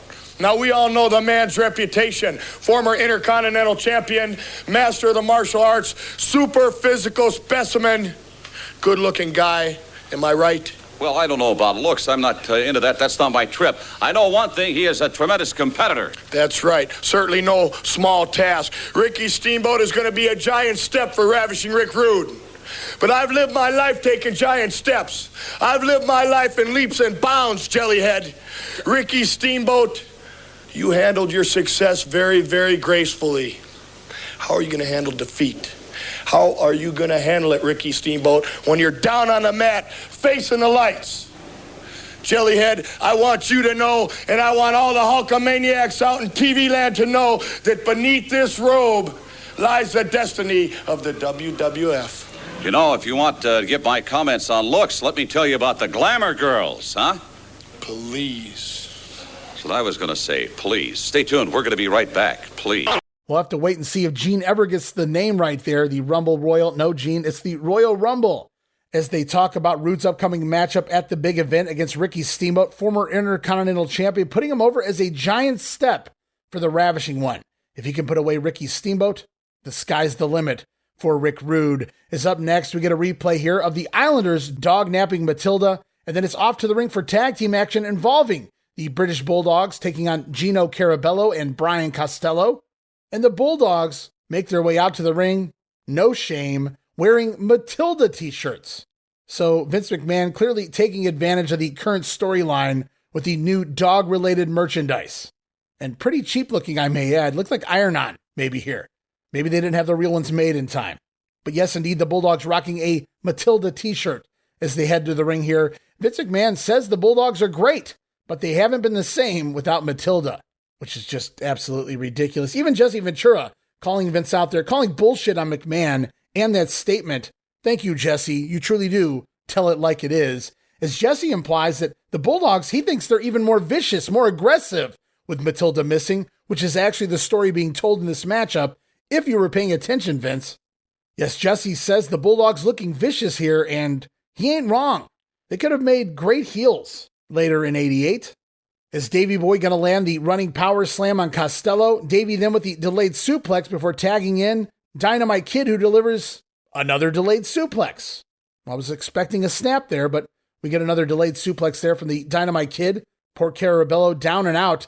Is Dynamite going to land the back superplex from the middle rope, dropping Gino and scoring the Bulldogs the win, 3 minutes and 19 seconds. And just as Dynamite scores the pin, we see Bobby Heenan and his Islanders are up on the interview stage with Craig DeGeorge. And the Bulldogs begin making their way from the ring over to the platform as we learn that the Islanders have already been reinstated from their suspension. Well, that was fast. Bobby Heenan telling the Bulldogs to go speak with President Tunney in regards to the whereabouts of Matilda. As Bobby continues to profess their innocence in the dog-napping as the Islanders continue to play with the invisible dog on a leash, complete with a bowl full of dog food now. Nice added touch. Heenan instructing the Bulldogs that you can either fight with the Islanders here on the stage or go get their doggy back. And as you might suspect, the Bulldogs then head backstage as the crowd seems indifferent about this angle. Well, if this is true, if what Bobby Heenan is saying is true, the Bulldogs, they should be reunited with Matilda very soon, which is great to hear. And the Islanders are apparently reinstated, which means we can expect upcoming matches between the two teams at the house shows. And I can't wait for that one. As up next in the ring, The Rock Don Muraco taking on Dave Wagner. And first half of the match, very methodical by Don, and then out of nowhere, he just explodes with offense, like a cruiserweight of sorts. I'm not saying he's flipping around the ring, but he's moving at a ridiculous speed here with rapid-fire punches, landing an atomic drop into a back suplex combination, hits a nice-looking knee lift to the face of poor Dave Wagner here. Muraco even going up top and going to ride the knee down into the chest of Wagner. Always love that spot. And then from there, we get a good shot of Muraco's hoses, pal. Vince McMahon even referring to those upper body veins as hoses now, much like the Hulkster, brother. And Muraco's tombstone going to get the win here, 3 minutes and 15 seconds, as The Rock continues his feud with the Slicks Men of the Natural Butch Reed and the One-Man Gang. But Don Muraco looks absolutely sick here with the veins as we continue on, and holy shit, he has arrived. Yes, it is our very first promo from Bad News Brown, quick and to the point, maybe 10 seconds, so I didn't grab a soundbite of this one. Don't worry, we've got one upcoming, but Bad News says you can forget all about the good news this year because bad news is here. Hey, even rhymes. Move over Lanny Poffo. And outside of a couple matches up in Calgary, when Vince first bought the territory back in '84, Bad News hasn't worked for the WWF since 1979, when he was Bad News Allen, former judo champion in the Olympics. And back then, are you ready for this, Bad News? He even had hair on his head. But it's back here in 1988, and another cog in that late 80s WWF wheel has arrived. Say hello, guys, to Bad News Brown. As we head back to the ring, singles action involving the $1 Million Man, Ted DiBiase, taking on Brady Boone. Of course, Virgil ringside there with Teddy for this one. As we get an insert promo here from DiBiase about having the WWF title come February 5th. That's February 5, pal. As for the action, Dibiase going to control the majority of the matchup. Now, Boom going to come fighting back. Nice series of moves, eventually sending Dibiase out to the floor. But then, for no reason, Brady decides to do a top rope backflip. Okay, not really sure what that had to do with anything, but Teddy takes right back over once he re-enters the ring. Boone going to run into a nice-looking back elbow, very snug-looking there from Dibiase, before Teddy going to finish this one off with the falling back elbow off the middle rope, which I absolutely hated as a finisher. Just never bought into it. But it gets the win here. The $1 Million Man pinning Brady Boone 2 minutes and 39 seconds. And as we begin to close out Superstars here this week, we've got one more promo lined up. Mean Gene Okerlund standing by with Hacksaw Jim Duggan, who is also headed to the Rumble Royal. All right, there's going to be so much happening from Hamilton, Ontario, Canada, the Cops Coliseum next Sunday night. Dino Bravo, the former Canadian heavyweight champ, is going to attempt to set a new world record mark in bench pressing. In the bench press, he's lifting right now, as I understand, somewhere around 700 pounds. If he exceeds that by just a few pounds, there will be a new record in the bench press set by Dino Bravo. Ricky the Dragon Steamboat is going to be going against Ravishing Rick Rude on that card. The Young Stallions are going to be facing the recently reinstated Islanders in 2 out of 3 falls.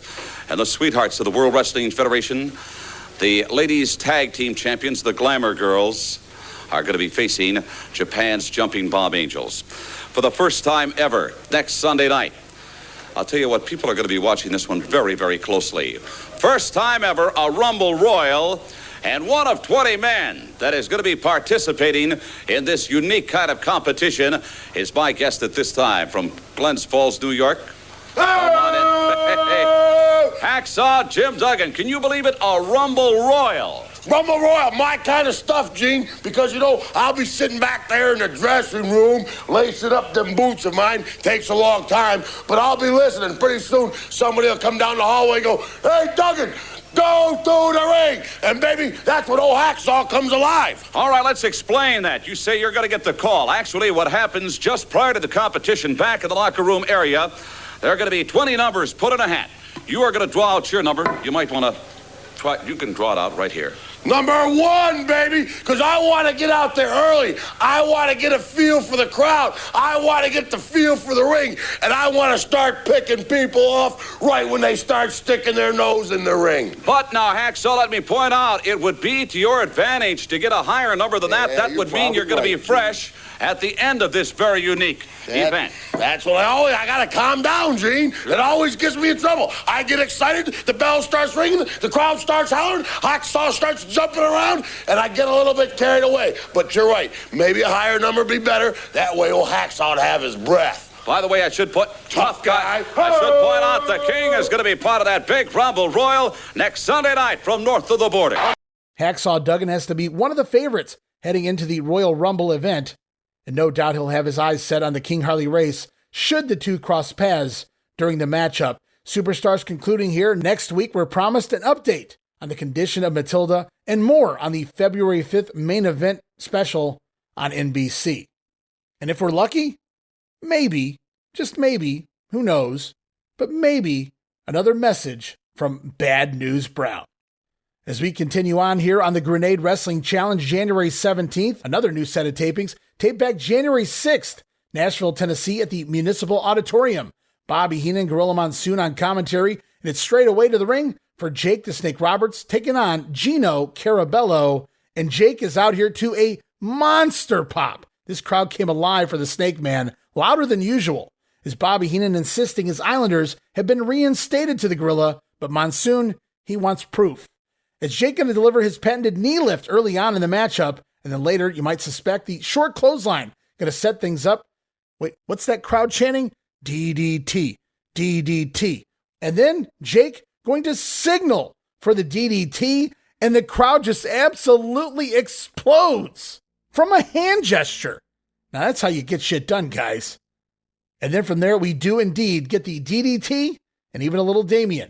Roberts with an easy win here this week, scoring the win 2 minutes and 15 seconds, and he is OVER, over, between the monster pop he got coming to the ring, and I couldn't believe the response he got for simply spinning his finger around in the air to signal for the DDT here. Might have even been louder than the actual move. Up next on Challenge Special Report with Craig DeGeorge, talking all about what's coming up the following Sunday, just 7 days away.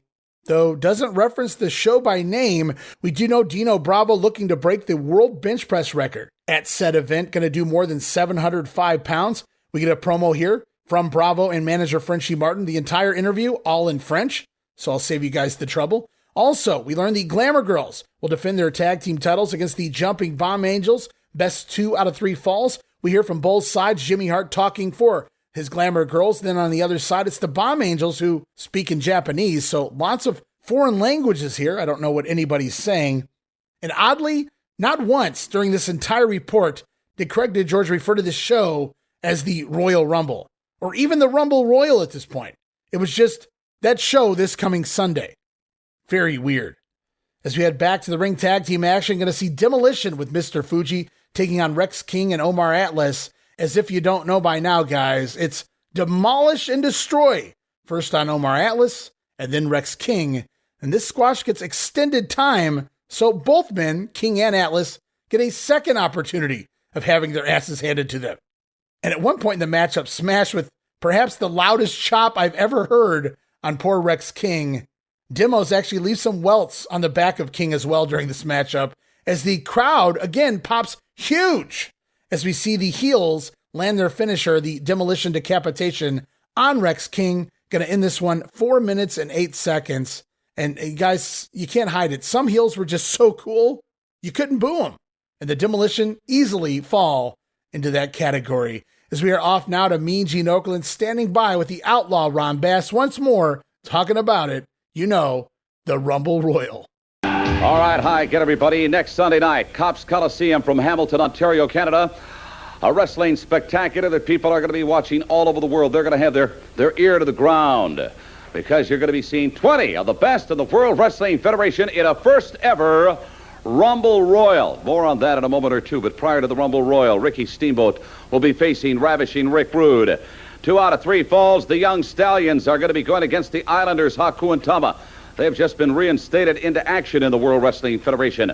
Also, the ladies' champs, 2 out of 3, the Glamour Girls, are going to be challenged by the Jumping Bomb Angels. 20 of the best World Wrestling Federation superstars will participate in this Rumble Royal. Come on in, Outlaw It ain't Ron. too long off, is it, Mean Gene? You know something? You know, when you look out there down that cart, it's going to be a Rumble Royal, baby. And what that is, they put numbers in a hat, and you reach in there, you grab one out, and if you're number 1, brother, you got a long night ahead of you. But if you're number 20, you might just have it easy and might slide right in there. But let me tell you something. There'll be no tag teams. There'll be nobody partners. It's all one-on-one. That means that you're going to have to be mean. You're going to have to be nasty, and you're going to have to be willing to do anything and in the shape of your life. What do you want? You keep bothering me. I want to point out a couple of things here, Ron Bass. The fact that, yes, we're going to start with numbers 1 and 2. That's right. Then every 2 minutes thereafter, another man will be added to the competition. But you can be eliminated, pinfall, submission, or thrown over the top. It's going to be exciting. I like throwing people over the top rope. I think that's how I'll be eliminating people, Mean Gene. Yes, it's going to be interesting. And if you're number 1,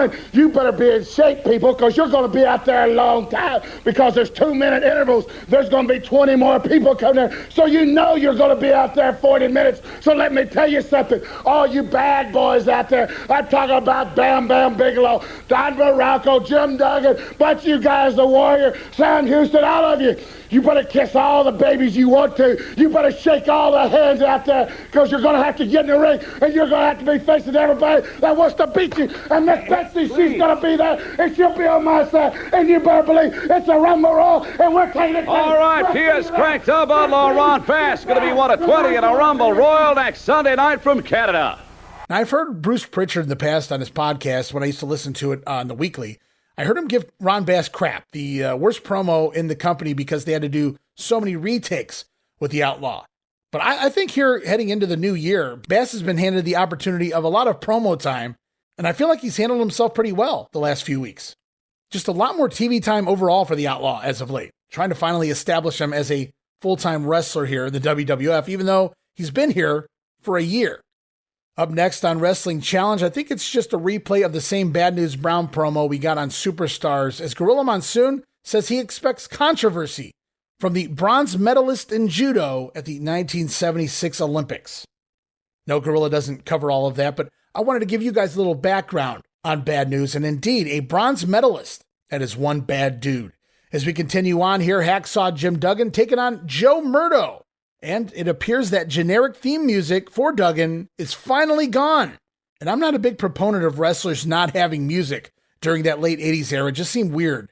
But no music is better than that music that Hacksaw had the last couple of months, so I'll take it. Going to take a couple more years before Duggan gifted a new theme, the one we all come to know and love. As we get an insert promo here from the King Harley Race, he says, if you don't know by now, there's only one king here in the WWF. Yeah, especially now after the Demos just disposed of Rex King. I don't know if he's ever coming back. And it's during this Duggan match, Bobby Heenan leaving commentary as he says he has something he needs to do. And it is the 3-point stance and flying clothesline, completely leaving his feet again here. Duggan landing a lariat, scoring the win here at 2 minutes and 15 seconds. And the show rolls on, and here's what Heenan meant by having something to do. It's Ravishing Rick Rude making his way out to the ring with manager Bobby Heenan. Going to be taking on Van Horn. And Rude still rocking that first stripper music that he had when he first got here. But we finally get the hands behind the head pose, and holy shit, it's the debut of the hip swivel. So Rude has added the hip swivel to his hands behind the head routine. And are those airbrush tights? Now that may be in beta form, but I do believe those are airbrush tights. Man, I mark out for the littlest things, but looks like the Rude character continuing to evolve. At this point, I feel like he's only missing one thing. Anywho, to the ring, it's Gorilla Monsoon putting Rude over and still pushing for a Rude Warrior feud here on commentary. So it was clear that was in the works at this time. They've been doing it for the past at least 3 weeks here on TV. Rick Rude leaving his abs open early on, allowing Van Horn to take shots repeatedly, throw some punches into Rick's midsection as Rude no-sells the blows because of his rock-hard abs. As the fans chant Weasel, Rude gonna level Van with a stiff-ass short clothesline and then a standing dropkick before Rude hooks Van Horn, shows off his bicep, blows a kiss to the crowd, and hits the Rude Awakening, Hangman's Neckbreaker. Rick Rude debuts the Rude Awakening here to end this matchup. 2 minutes and 16 seconds. And wow, it all comes together here at the beginning of 1988. Rick Rude, he already had his heel shtick down, but now we get the airbrush tights, the hip swivel pose, and best of all, he trades in that shitty body breaker deal for the Rude Awakening. Nothing gonna stop him now. As off right now, guys, we go to Craig DeGeorge, who's standing by with the Doctor of Style Slick and his men, the One-Man Gang, and the Natural Butch Reed. And they will be talking all about the upcoming big event known as the Royal Rumble. I'll tell you what, it is excitement personified. On January 24th from the Cops Coliseum up in Hamilton, Ontario, a terrific World Wrestling presentation, a Rumble Royal. Something new you may not be familiar with. Basically, here's how it goes. The wrestlers, 20 of them, will draw numbers from a hat right before the match, 1 down through 20. 1 and 2 will start the match, and every 2 minutes, somebody else will come in. Number 3, number 4, number 5, and so on. So obviously, that draw, most important. Jake the Snake, Bam Bam, Outlaw Ron Bass, Dangerous Danny Davis, just some of the participants for this terrific Rumble Royal. More on that in a moment. Also, Dino Bravo will attempt to set a new record for bench pressing, and I hear it will be over 700 pounds. January 24th, Cops Coliseum, Hamilton, Ontario. The Slickster, your man, the Natural Butch Reed, and the One-Man Gang will be involved in this most unique matchup, a Rumble Royal. Well, let's make one thing perfectly clear. The Natural and the Big 747 and myself, neither of us enjoy coming to Canada. It is a God-forsaken place as far as I am concerned. But since we got to go, since we must be there because after all, we've signed a contract and you know, money is money. Although it may be that old Canadian money, but money is money. So since we got to be there, then you can believe that we're gonna come to do one thing, baby. And that's TCB. TCB? That's it, take care of business, brother. Right on, Natural? Natural We're going to be coming up there thumping and bumping because you know what? Between me and this man, brother, we beat up lightning and throw thunder in jail. And when we come up there to Hamilton, Ontario, we're going to raise a whole lot of, and I won't say it on this TV, they might turn this place into a cowboy, but you get the drift. So, Wrestle Royal, Rumble Royal, baby. That's what we're going to be doing in the game. We're going to rumble. All right, looking forward to this big, spectacular Rumble Royal. 20 wrestlers involved, plus the possible new record in a bench press, all happening January 24th from the Cops Coliseum in Hamilton, Ontario. Well, Gene, it looks like at least somebody's paying attention to George referring to the event as the... No, he said it too. The Rumble Royal. What is going on around here? We are 1 week out and we can't get the name right. This would have never made it to air in future years as we head back to the ring for the Young Stallions taking on the masked duo who hail from somewhere in Latin America. It's the Conquistadors. That's Jose Luis Rivera and Jose Estrada under those hoods. As we get an insert promo here from the Stallions, whose New Year's resolution is to become the best tag team in 1988. Well, guys, much like most New Year's resolutions, that likely won't happen. As the Stallions moving fast and looking crisp early on, but the Conquistador, specifically Rivera, comes off the top rope onto Jimmy Powers from behind, and the heel's going to take over control of the matchup. As Conquistador Estrada in the ring, going to miss himself a splash off the middle ropes, and finally Paul Roma getting the hot tag. Sadly, the crowd not really into it here this week, as Roma going to whip the Conquistador into the ropes, dropping down, Conquistador jumping over Roma, right into a Jimmy Powers slam, and the Young Stallions going to score the win, 3 minutes and 24 seconds, and nothing special here. But the Stallions, they get a solid win heading into their match with the Islanders at the Royal Rumble event. Though some may argue the wrong team went over there. Go Conquistadors.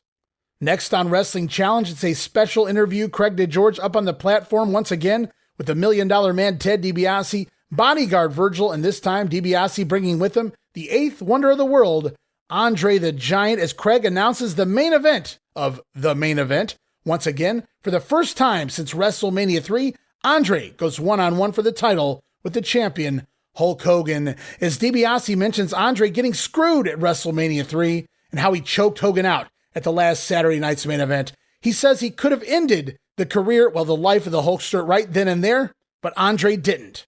Why? Because the Giant and Ted DiBiase, they want the same thing. In front of the entire world, Andre will show everyone. People didn't believe that Ted could buy anything he wanted, but he's proven it every time. The Hulkster thought he could be the exception to that rule. But by hook or by crook, and Andre in this instance is DiBiase's hook, DiBiase says he will get what he wants. He knows Andre will win the match, and then he asks the Giant how. How will he defeat the Hulkster? Told you, Hogan, that by hook or by crook, that I would get what I want, because I always get what I want. And this is the hook. This is the hook that will deliver to me the World Wrestling Federation heavyweight title. Andre, I know that you're going to beat Hogan. I know that you're going to win the match. But please tell me how. How are you going to do it? DiBiase, when I go step in that ring, believe me, when I get up in that ring, I will be the world champion. And the way I'm going to do it, I will squeeze Hogan, and squeeze, and squeeze, and squeeze, until that belt fell out of you West, Hogan. And believe me, I'll be more happy because I got millions of reasons to be happy.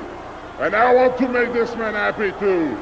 And then when I will pick up that belt, I just will. And you know what I'm going to do?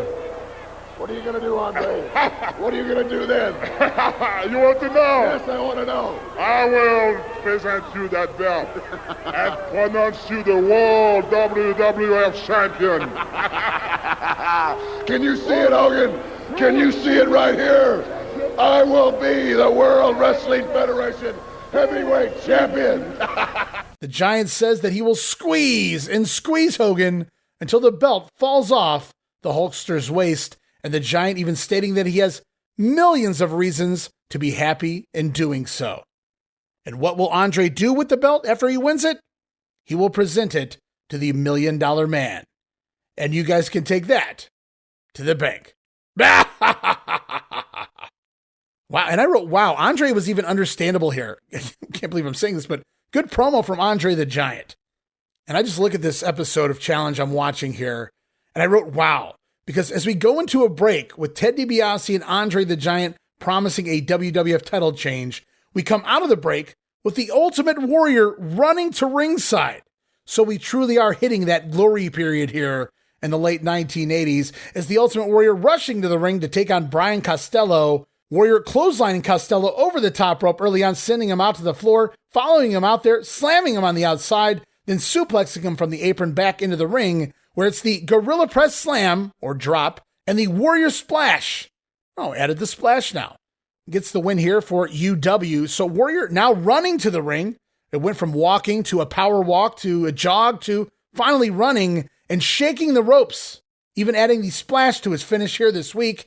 So everything coming together for the Warrior, much like Rick Rude, and how odd because the Warrior-Rude feud continues to be teased, though it won't happen.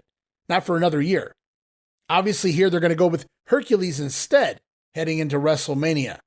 And I presume that pivot from Rude to Herc was done to protect Rick from doing any jobs at this stage.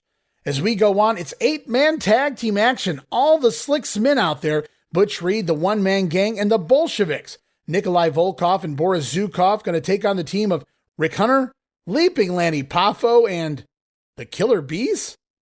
Jumping Jim Brunzell, B. Brian Blair stuck in a job guy tag team of sorts here. I wrote, woof. It does not look good for the future of the Bees, but I have to admit it was fun to see the Bolsheviks enter the ring to jive Soul Bro here. Nikolai going to try for the Russian national anthem, but gets attacked by B. Brian Blair from behind. Brian Blair dropkick sending Nikolai out of the ring. I just wrote, too bad it wasn't Jim Brunzell. Maybe we could have been put out of our misery early on.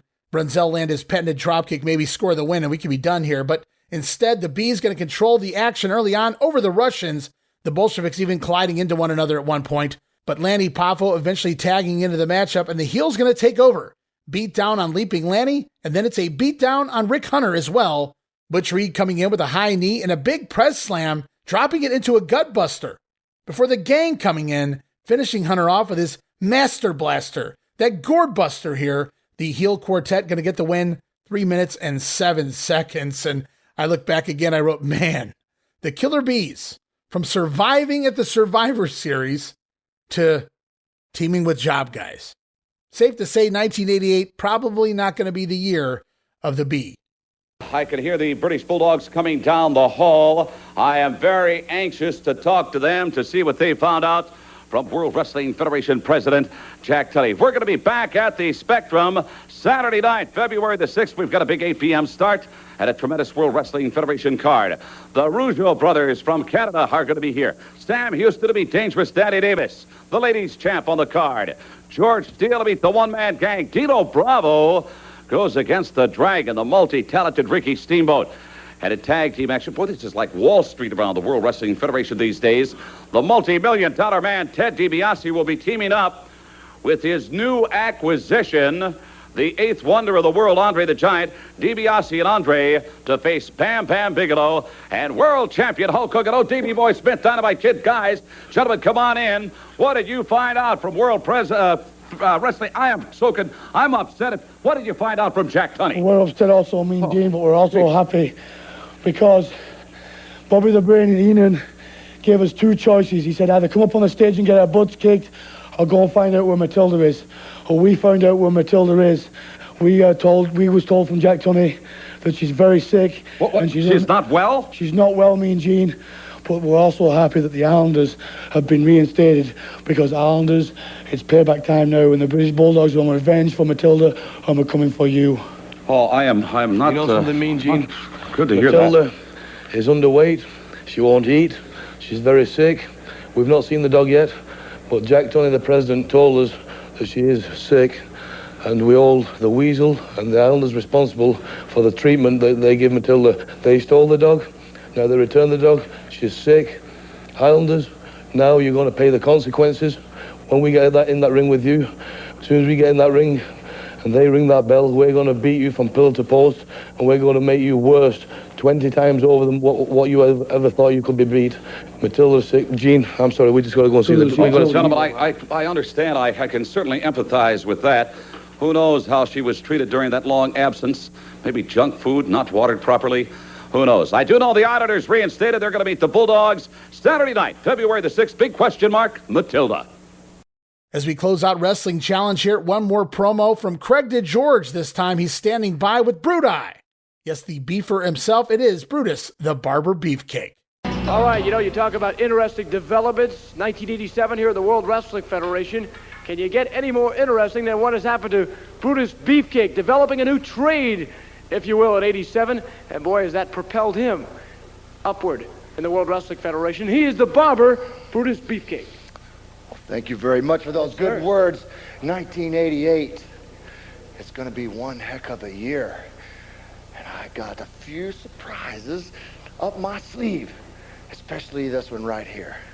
This is my little answer to Jimmy Hart's megaphone. That megaphone that's been irritating everybody for so long. Finally. That's right. I've got the answer, brother. I've got the answer to the question of the century. How can we deal with this megaphone of Jimmy Hart's? Everybody gets one of these in the stands. All the people. And they all stand on their chairs and they all point towards the ring and they all scream, "Give him a haircut, Brutus!" Can you imagine the sound? Can you imagine the decibels? It's loud in here, yes. The people will blow Jimmy Hart right out of the arena. And then it'll be all me and Greg Valentine left in the center of the ring to get the business at hand taken care of. I've not forgotten, Greg Valentine, what you did to me, how you tried to break my legs, how you tried to cripple me, how you tried to end my career and take the very thing that is my life, and that's professional wrestling, the World Wrestling Federation. You tried to take it away from me, and he almost succeeded. You bounced back, and that has amazed so many people, and the fact that you did it so quickly. Well, I would not stay down. I will never lie down. I will never give up. I would never surrender, and I won't be defeated by you, Valentine, and that little weasel Jimmy Hart, because I've got the heart, and I've got the determination, and I've got the clippers, baby, and I got the cold steel, the tools of the trade, and the barber knows how to use his tools, and the barber will get the All right, I think you might call it perfecting a craft. Brutus, the Barber Beefcake, superstar of the World Wrestling Federation. And the point of this one, guys, Beefer shilling a new mini megaphone here, little plastic cup. Yes, selling it to the fans so that they may buy one and use it against Jimmy Hart to counteract Jimmy Hart when he's managing Greg Valentine when the barber steps in the ring with the hammer. Interesting piece of merchandise there, shameless Vince McMahon. As we roll on one more piece of business here this week on The Grenade, it's Primetime Wrestling for January 18th, back to Monday night, hosted by Gorilla Monsoon, Bobby the Brain Heenan. And as the show continues on, we come out of a matchup involving the ladies champion Sensational Sherry, scoring a win over challenger Rockin' Robin, when Bobby Heenan has a revelation for the Gorilla. Certainly wasn't in any trouble at any time, any real serious trouble. Well, like you're going to be in this Sunday, this the Royal Sunday. Rumble. You have to deal with me. Forgot. Boy, I can't. I'm really looking. What? I forgot to tell you something. I won't be there. What do you mean you won't be there? I won't be there this Sunday in Hamilton. You're the co-host. I was the host, but I've decided now. The $1 Million Man. Are you kidding? No, I'm not kidding. We're talking about this Sunday. This Sunday, the 24th. I know that. 7 p.m. Why didn't you call me? I didn't think I had to. I'm the host. But here's what's happening. See, the $1 Million Man has set me up on a trip to Barbados in the Caribbean. My own condo, my own dish. I'll be sipping on a nice drink with a little umbrella in it. I'll be laying on the beach with the dish on. A couple other dishes will be there. I'll be watching the Royal Rumble. You want to host or a co-host? Go find one. Yeah, let me speak. That's to my you. phone. Yeah. No, I need to reach. Yes, We're Gene on. Okerlund. Yes. We're on. Yes. Just go ahead and conduct the. I've got to try to find a co-host now that you just laid this information on me. Give me a break. Yeah, I'll Well, hold. you see what happens when we deal with incompetence. Little setback like this, he's completely gone to pieces. He can't handle anything. He will. Well, as far as I know, right now we're going to talk with Craig DeGeorge, who is really a font of misinformation. Thank you very much. So if you people got a couple seconds on your hand, a couple minutes, you want to hear stuff that doesn't make any sense, get a load of this. Did you find anybody? So Bobby going to back out of co-hosting the Rumble event. Seemed rather last minute there, Brain. Instead, Heenan says he's off to Barbados for a vacation, courtesy of the $1 Million Man. Now, sadly, Gorilla, he won't make it to the Rumble either. Shortly after recording this episode of Primetime Wrestling, Monsoon will suffer a mild heart attack and miss a series of TV programs upcoming, including the Royal Rumble. But don't worry, guys, he will be okay, and he will be back before you know it. But for right now, we continue on as Mean Gene is standing by with Canada's strongest man, Dino Bravo, and his manager, Frenchie Martin, no doubt talking about that upcoming event, the Rumble Royal. All right, I want to expostulate just momentarily on the virtues of this phenomenal, this unique event that's going to be taking place next Sunday night, January the 24th, originating from Hamilton, Ontario, Canada. Royal Rumble, 20 men in all involved in this very exciting and unique event. For the first time ever, a Royal Rumble, Royal, something they call it, whatever. 20 men are going to be going for a lot of pride and a lot of, well, I imagine notoriety for the man who wins this one. Also, Ricky Steamboat to meet Ravishing Rick Rude. Young Stallions are going to be going against the Islanders in tag team competition, 2 out of 3 falls. Also, the ladies champions in tag team competition are going to be here for a title defense. Glamour Girls to meet the Jumping Bomb Angels. Frenchie Martin, Monsieur Martin, join me if you will, along with the former Canadian heavyweight champ Dino Bravo. This is the man that you're managing. Now, he's going to be in the Rumble Royal. But in addition, next Sunday night, Dino Bravo is going to attempt to establish a new record for the bench press. And I understand right now the current record is 705 pounds. That's a big number. You know, 705, monsieur, is big numbers. Everybody is scared of it. Many have tried, many have cried to beat the world record. But there's one thing they didn't know, that we know, me and Dino Bravo. We're ready for the world record, and Dino Bravo is going to do what no man has done. What is that? He's going to go further than 705. What number? Bigger than 705 is enough for me, monsieur. That's going to be the world record, the world's strongest man. That's who I'm managing, and I'm very proud of it. Dino Bravo. That's right, and all the fellow Canadians will be there in Hamilton to watch it. You know, a lot of people in professional sports, and especially in professional wrestling, claim to be very strong, powerful men, but only one man can claim to be the strongest, and you're looking right at him, because that day I am going to beat the world's record. And I'm going to go out there in Rumble Royal and toss him around, brother, and walk away with all the money. All right, I thank you. Get ready. That happens next Sunday night from Canada. Finally! He gets it right with less than a week until the event. Mean Gene refers to the show as the Royal Rumble, never referencing his mistake, never apologizing. Classic Mean Gene there. Ha! Call the hotline, pal. But Dino Bravo looking to smash the 705-pound bench press record, and that's all going to go down next time here on the Grenade Show, heading into the week of Christmas. But as primetime goes on, still more talk of this Royal Rumble, including the ladies' tag team title match. Colonel obviously been out of shape about this upcoming match. He doesn't even know when it is for sure. He said in a week or so. It's this Sunday. Yeah, but he has a lot on his mind. He has a lot to worry about. Obviously. I think the Jumping Bomb Angels can and will beat the Glamour Girls. Well, you heard what they said. You spoke in Japanese. Well, I understand some I'll Japanese, translate. but not a whole lot. They said, Gorilla, did you tell them to hold the egg roll and extra sweet and sour, or no? That's not what they said at all. Please. Who cares what they said? The Jumping Bomb Angels are going to be the Limping Bomb Angels all the way back to Squid City. Osaka. Osaka. One from Osaka, the other from, I think, Sapporo. Or Newark. That's where they make the Japanese beer there in Sapporo. Well, it's coming up, Brain, this Sunday, the big event, the Royal Rumble. I'll be watching it in about 85-degree weather. Feet up. So let it be known, great matchup upcoming here between the Jumping Bomb Angels taking on the champions Glamour Girls. 2 out of 3 falls at the Royal Rumble event. And I should have known something was coming here. Bobby and the Bomb Angels in the same conversation. Squid City, as Bobby refers to Japan or Tokyo, or take your pick. And if you actually go back and watch this at one point, Gorilla trying to hold in the laughter at some of the comments made here by Bobby Heenan. And you guys have heard this saying, there's good news and then there's bad news. Well, now there's only bad news. You can forget about the old saying, there's good news and there's bad news, because now there's only bad news.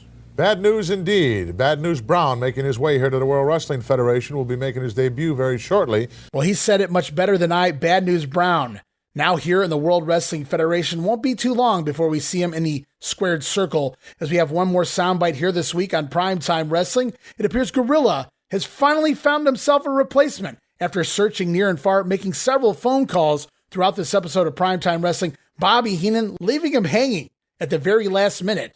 Gorilla, it appears, has finally found his replacement for the Brain as the co-host of the Royal Rumble. Dino Bravo with the most impressive victory. Mr. Monsoon? Yes? Jesse Ventura on line 8. Oh, great. Hello, Bod. Yes. Bob. Yeah, I know. Bob. I know, Jess. I know you're busy making movies. I understand that. Yeah, this one's about a prison. Just a moment, please. Yeah, question. Are you tied up this weekend? You're shooting Friday and Saturday. How about Sunday? You're available. Great. I'd like you to co-host this Royal Rumble with me because this piece of garbage sitting next to me just informed me today that he's bailing out, going to Barbados or something. But you can make it. Oh, great. Yeah, go direct to the Coliseum and I'll meet you there. Cops, right. Yeah, try to get to... What is it? I'd like to talk to him when you're done. Okay, wait a second. Hey, Jess. Good luck in the movie. Hey, being arrested and going down to Barbados with me for... Will you stop? He's not going to... Jess, I'll see you Sunday, yeah. Trying to be a nice Cops guy. Coliseum, right. It doesn't matter what you wear. Wear that snake thingy you like so much, yeah. Okay, I'll see you then. Wear a see-through raincoat. Who cares? It is confirmed, folks. Jesse the Body Ventura will, in fact, co-host the Royal Rumble with me this coming Sunday. Ha! How do you like those apples? I could maybe convince Jess to just come in and occupy this chair, too. My chair. Well, that My remains phone. to be seen. We'll be back with our feature in just a moment. So it appears at this point, Jesse Ventura will now be the replacement for Bobby Heenan. Some fun stuff with Bobby there, taking the phone. Hey, Jesse, how would you like to go to Barbados with me? But what a period in time when you have two top-level heel announcers that can easily replace each other if need be. Bobby Heenan out? Oh, that's fine. We've got Jesse Ventura. Jesse Ventura out? Well, that's okay. We've always got the Brain on the back shelf. What a great era to be a fan as we look at a few exclusive matches here this week on Primetime Wrestling. Special Delivery Jones over Sika, the Wild Samoan. Yes, SD Jones scoring a pinfall victory over Sika with a sunset flip in 4 minutes and 4 seconds. Now, this was actually taped back on October 23rd in Paris, France, just a week or so before Sika was fired from the company. But remember the story, Sika immediately rehired when Killer Khan abruptly quits and retires from professional wrestling. But SD Jones scoring a big win here on Primetime Wrestling. Also taped back January 5th, 1988 in Huntsville at the Von Braun Civic Center. Another 8-man tag. This is a fun one. This is one of the ones I encourage guys to go out and check on the Peacock. It's the quartet of the Killer Bees teaming with the Junkyard Dog and George the Animal Steel. I know what you guys are thinking. What a foursome. Well, imagine them all with bee masks on, because that's what we get here. It is the Killer Bees, the JYDB, which I would have simply called the JYB, and George the Animal Steel Bee, I suppose. Yes, all four men wearing masks for the duration of this matchup, scoring a win here after 10 minutes time over the foursome of the Conquistadors and the Bolsheviks. Dog going to pin one of the Conquistadors with his thump power slam. All four masked men going to celebrate after the match, the Animal even lifting his mask at one point, and the Dog busting out a little stanky leg while he flaps his wings. If you guys ever wanted to watch a fun 10-minute segment, go check that out. As we close out Primetime, one more piece of exclusive action here from Nashville, Tennessee, January the 6th, Municipal Auditorium. It's the tag team of Billy Jack Haynes and Kim Patera downing the Bobby Heenan duo of Hercules and the King Harley Race. Now, the babyfaces only go over by disqualification here. The action actually goes 15 minutes before Hercules attacking Haynes with the chain, kind of rekindling their feud from nearly a year ago. And I don't know if this is the last time we're going to see Haynes here in action in the ring, but it's got to be close to it. And oh my gosh, how could I forget the commentary duo for this matchup? Vince McMahon and Nick Bockwinkel. How about that? But that's going to wrap it up here this week on The Grenade, guys. Going to finish things out. Another 2 weeks in the books. Still 2 more weeks of WWF TV to go here in the month of January. But before we get to that episode, up next, it is the Royal Rumble, not the Rumble Royal. Yes, indeed, next time out, heading into the Christmas holiday. The Grenade going to drop the Royal Rumble event, the inaugural event here on TV. 20-man over-the-top rope Royal Rumble matchup. ladies tag team titles on the line.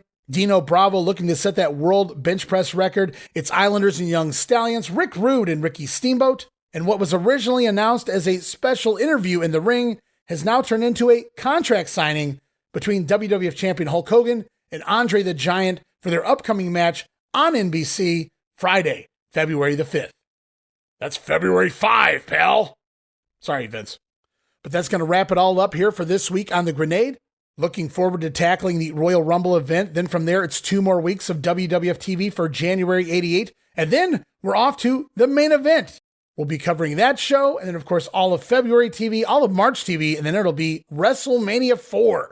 So the WWF just rapid fire right here, right out of the gate here in 1988. And as we begin to wrap things up here, guys, just a reminder to check out all the great podcasts over at WrestleCopia.com. And, of course, follow me on X, formerly Twitter, at Wrestling Grenade. That's at RASSLIN Grenade. Also, follow and like me, Facebook.com/Wrestling Grenade. Subscribe to YouTube.com/Wrestling Grenade. And, of course, that $5 all access tier.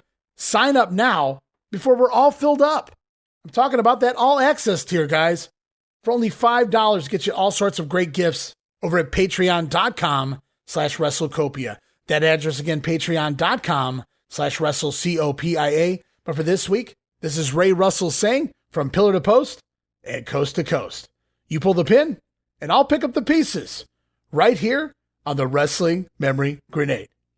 See you next week. Don't miss it. Be there!